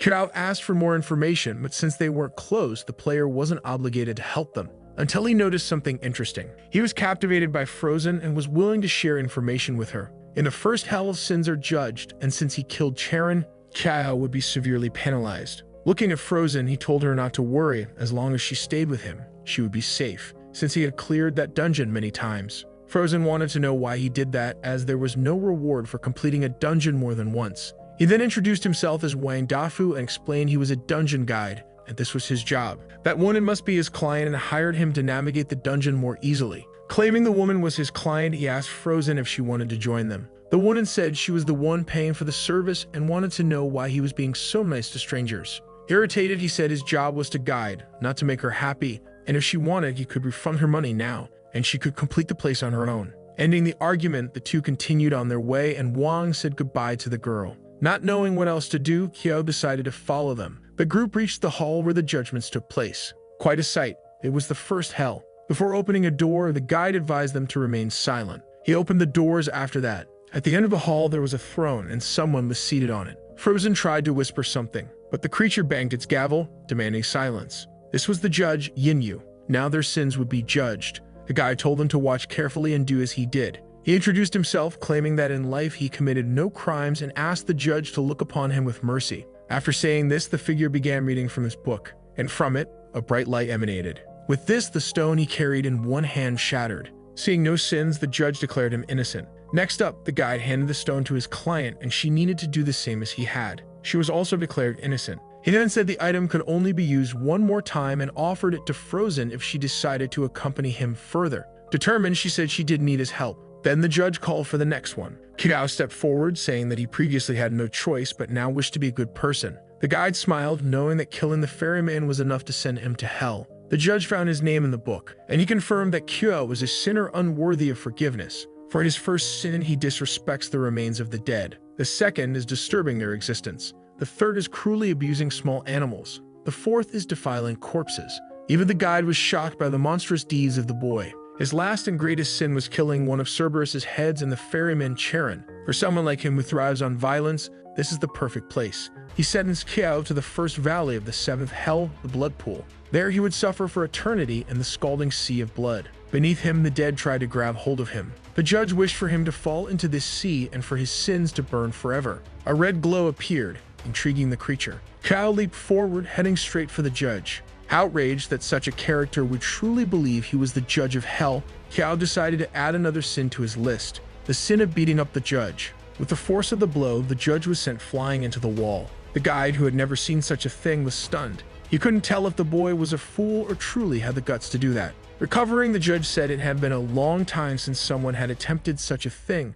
and had the strength to succeed. A glow began forming at the tip of his hand. Now he was armed with a spear. Determined to condemn Kyo to eternal punishment in hell. Enraged, the creature charged at the protagonist. His first strike missed, but completely destroyed the floor. He realized that Kyo had stolen his speed. Looking at him, Kyo remarked that the agility he now had was very useful. Both leaped into the air, continuing their battle. A powerful blow struck the ground, but Kyo dodged it. Grabbing onto his surface with his hands, he halted his movement. The guide muttered that the boy was going to mess up, while his client thought Kyo had dodged. Despite his considerable defense, the shockwave alone injured him significantly. If his defense were still 6 points, he would have died. The Empress noted that the judge's weapon had the ability to pierce armor and defenses. Kyo asked if she could fight, but she explained that she couldn't, as she was the boss of another dungeon, and entering here would erase her existence. However, she could teach him a skill. The only problem was that Kyo couldn't use skills. The Empress told him not to worry as her heart was with him.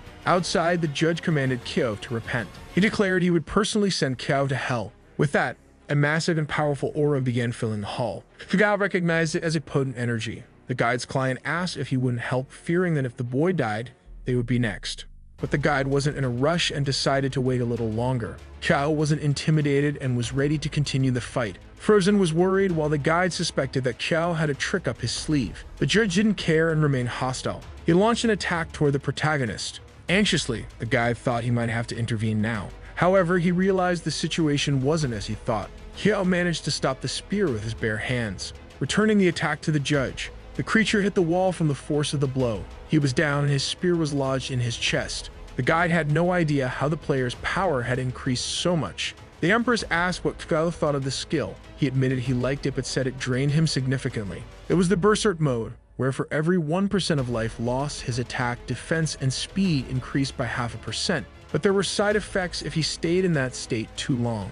This skill suited him perfectly and Kyo was pleased. Despite his injuries, the judge found it intriguing and began to rise. A heinous criminal who had still managed to wound him. Wielding the spear once more, he charged at Kyo. Armed with his gauntlets, Kyo was ready to counterattack. Their blows clashed in the center of the hall. At that moment, the judge was using all his strength. Even so, there was no apparent result. Outside, Frozen blamed herself for being useless, thinking it was her role as the tank to block attacks. Amid the battle, Kyo stayed alert. Then the creature declared that as the judge of the underworld, he would now sentence Kyo to death. A powerful explosion of aura erupted. Frozen became desperate for her companion. There is still a lot of dust in the air from the destruction caused. The item Kyo used was damaged in the process. He lies on the ground while the judge remains standing. Frozen is holding herself back, believing all of this is her fault. Turning his attention to the others, the judge declares it's her turn now. He just didn't expect what was about to happen. Kyo was upset that the judge destroyed his equipment, and there better be an interesting item drop.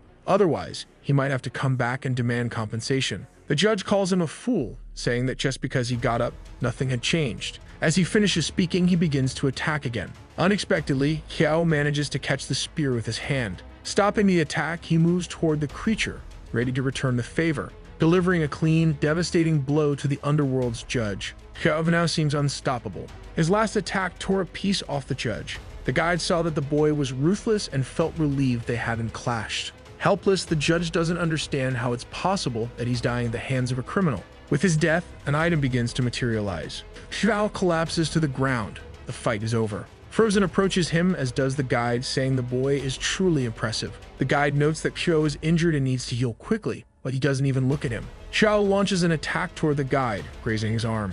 If he tries to approach the item, the hefty man will find out how to lose half his weight instantly, because I'll be sliced. That was enough to make him back off, but Kyo noticed a tattoo on his arm. He recognizes that symbol. Now he wants to know why the guide has a Baze tattoo. He also wants to know the connection this guy has with Baze and whether their encounter was a coincidence. Bringing the girl to the dungeon might have been coincidence, but if the guide really works for them, then their intelligence network is truly impressive. The girl asks if he's okay, and Kyo says he is, but he wants to know what the judge dropped. He then extends his hand for the soul core. It's a stone that allows an item to upgrade to rank B and adds a special enchantment to it. Kyo is disappointed as he doesn't see any use for it. He needs weapons and a shield. With that, they completed their third task. Now they need to head to the Temple of Hades to rescue Sari. Ahead of them lies the Glutton's Hell. The Gluttons end up there, but it won't be a problem for them as long as they avoid the Hellhounds. Frozen doesn't understand why there would be such dogs here, assuming they only guard the gates of hell.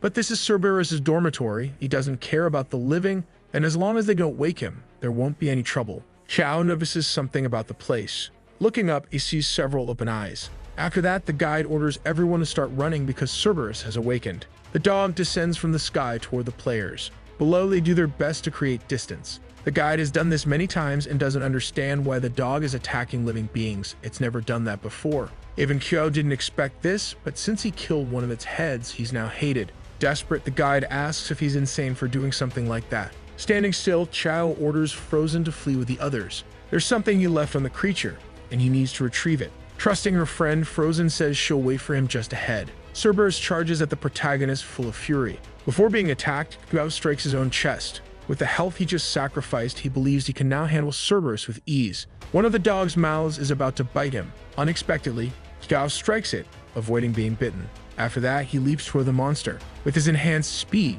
he delivers several blows. The monster tries to retaliate, preparing venomous attacks. Despite taking a beating, Kiao is still alive. A massive attack heads toward Kiao, and he's caught in it. Poisoned, he starts losing health continuously. Now even more enraged, he fumes that he wasn't able to deal with a mere dog. With power radiating from his body, he focuses on just one of the creature's heads to avoid getting cross-eyed. Using one of his hands, he grabs a chain. Swinging it in the air, he manages to entangle the creature. All three of its heads are now bound. The monster is immobilized but furious. Still holding the chain, Kiao shakes it, dragging the dog, until he realized it was the creature pulling the chain, something he hadn't expected. He was thrown to the ground in the process. Shaking the chain in fury, the creature smashed several pillars using Kiao's body. Kiao, tired of the dog's antics, decided it was time to tame him. Pulling the chain with force, he commanded the creature to stop. This action pulled the dog toward his fist. He landed a direct hit on one of Cerberus's heads. The impact was enough to make the monster feel pain.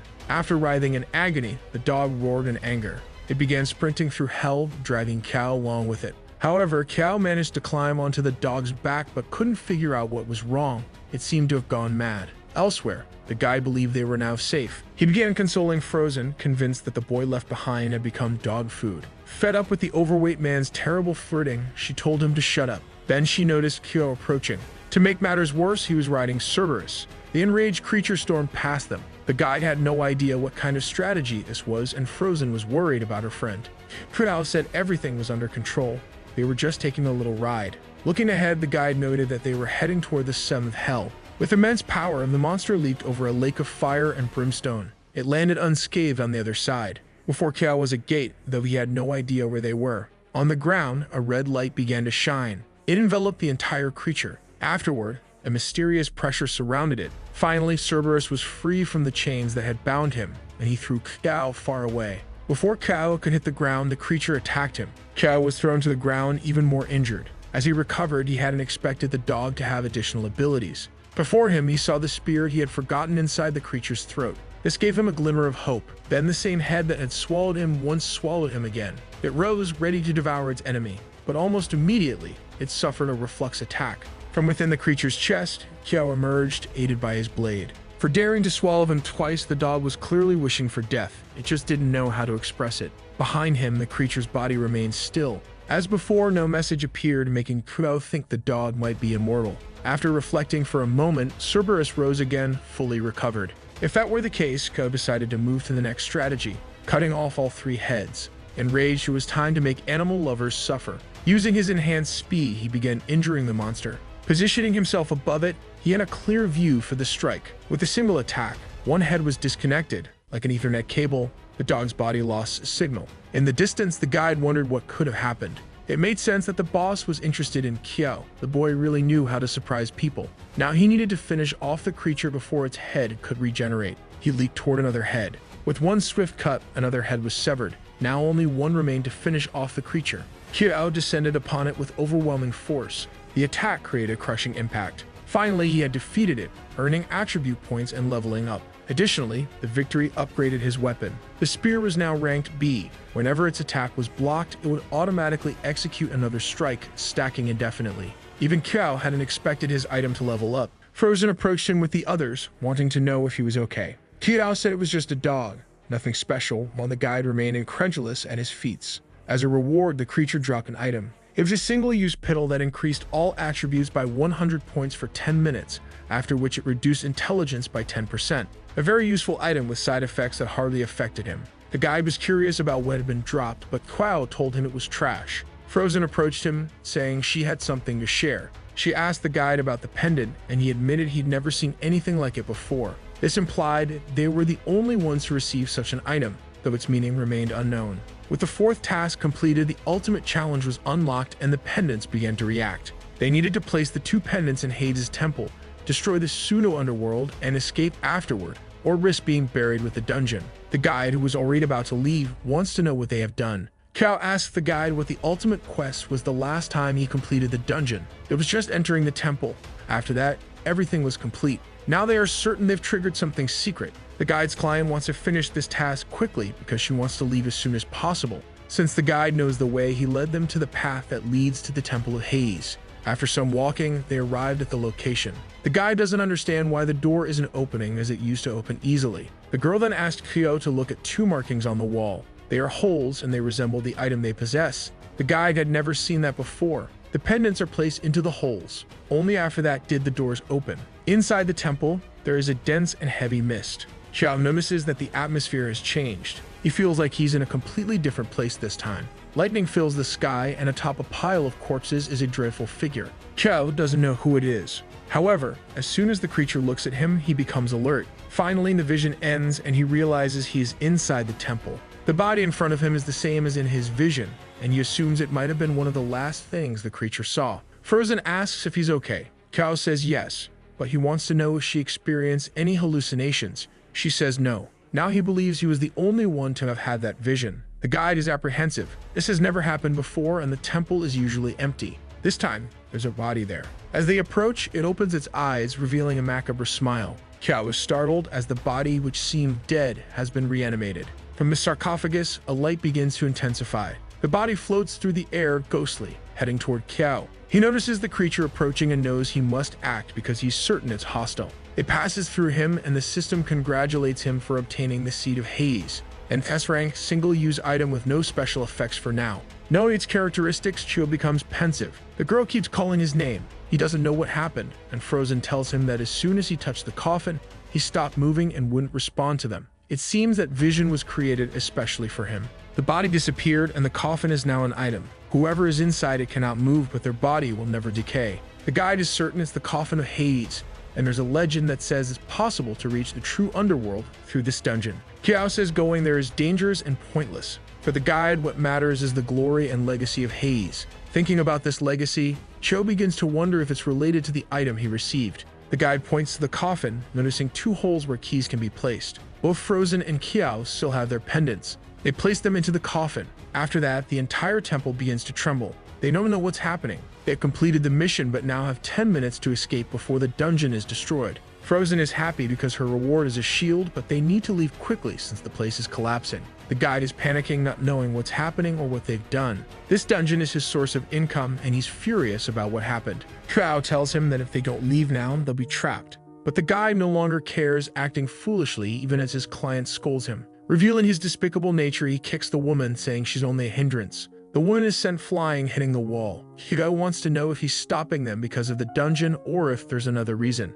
The hefty guide feigns ignorance, until Qiao says he knows he works for Baze. Impressed, the guide now understands why his boss is interested in Qiao and wants to know how he found out since he was trying hard to hide it. Qiao says he saw the tattoo on his arm, leaving the guide flustered. Throwing the pendants at him, Qiao asks if those are also Baze's work. They are, and since Qiao has discovered everything, you must already know he won't leave there alive. Qiao's last question is, if they want to capture him, why did they destroy the dungeon? Revealing the truth to him, she said that once the dungeon is destroyed, they can no longer be tracked. This way, no one will ever be able to find Qiao. His doubt now is whether the fat man truly believes that, as weak as he can capture them. Smiling, the man said Qiao wouldn't need to worry about that. In an instant, he managed to strike Qiao. His enemy was indeed fast, and Qiao couldn't read his movements. Now behind him, the chubby man was convinced he would defeat the protagonist. However, Frozen appeared with her new shield, protecting him. The shield completely repelled the attack as it was an A-rank item. It was incredibly fortunate they had obtained such an item, but the man claimed it was only a matter of time before the shield became his. Frozen wasn't going to let that happen, as she refused to fall behind her companions. Using her techniques, she repelled the guy, throwing him across the ground. Even Qiao hadn't expected Zuo, known as Frozen, to be so strong. Confident, she invited the guide to come at her again. The man summoned his weapon as he only had to deal with two initial stage players. They were no match for him, who was already at the intermediate stage. Armed, he wanted to see if the shield could withstand his attack. Frozen deduced from his speed that he was an assassin. Since she wanted to protect Qiao, the fat man wouldn't show any mercy. He unleashed a dangerous barrage of strikes against her. This made Qiao worry about his friend. He immediately consumed the pill that increased his attributes by 100 points. In addition to that, he activated the Mechanical Empress's Fury. Now he wasn't just a player, he was a nightmare. Punching the guy, he managed to push him away from his friend. He asked if she was okay, and she assured him she was. Right after answering, she warned him to be careful. The fat man attacked again, but she managed to block it with her shield. However, the last attack had left her injured. Qiao stepped in to help her, repelling the overweight man. The guide couldn't understand where Qiao's strength was coming from. The force of the blow pushed him back. Qiao knew the girl was hurt and told her to rest as he would handle everything. In his hand, he wielded the Staff of Wisdom, which increased the damage of his abilities by 30%. It was time to make the chubby man suffer. Seeing his opponent, the guide wanted to know if Qiao was truly a necromancer. Before he could get an answer, he had to dodge an attack that nearly claimed his life. An assassin wouldn't be caught by such an attack from a necromancer. But Qiao wasn't done attacking. He struck the fat man again with his spear. With that, the guide realized Qiao's strength and speed had increased significantly. Necromancers were supposed to have fragile bodies. It didn't make sense for him to deliver so many powerful strikes. With all his enhancements and items, Qiao was confident that if he kept attacking, he would overpower the guide. A red glow appeared and the guide didn't know what it was. But he noticed his speed had dropped significantly, and now he couldn't dodge. All he could do was block the attack. Resisting as best he could, he confirmed the attack was much stronger.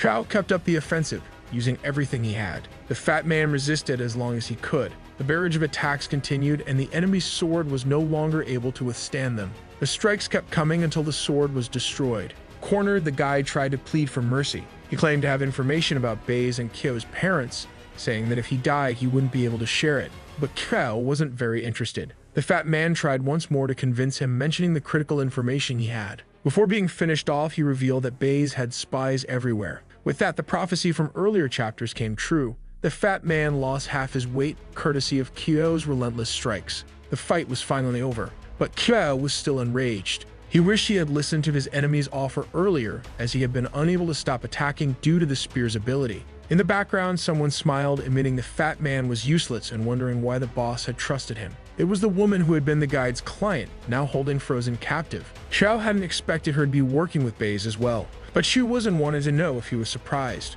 Removing her mask, she revealed they had met before. That face, he could never forget it. She was the girl who had nearly sacrificed him at the temple. So the video ends here. If you don't want to miss the next part, activate the notification bell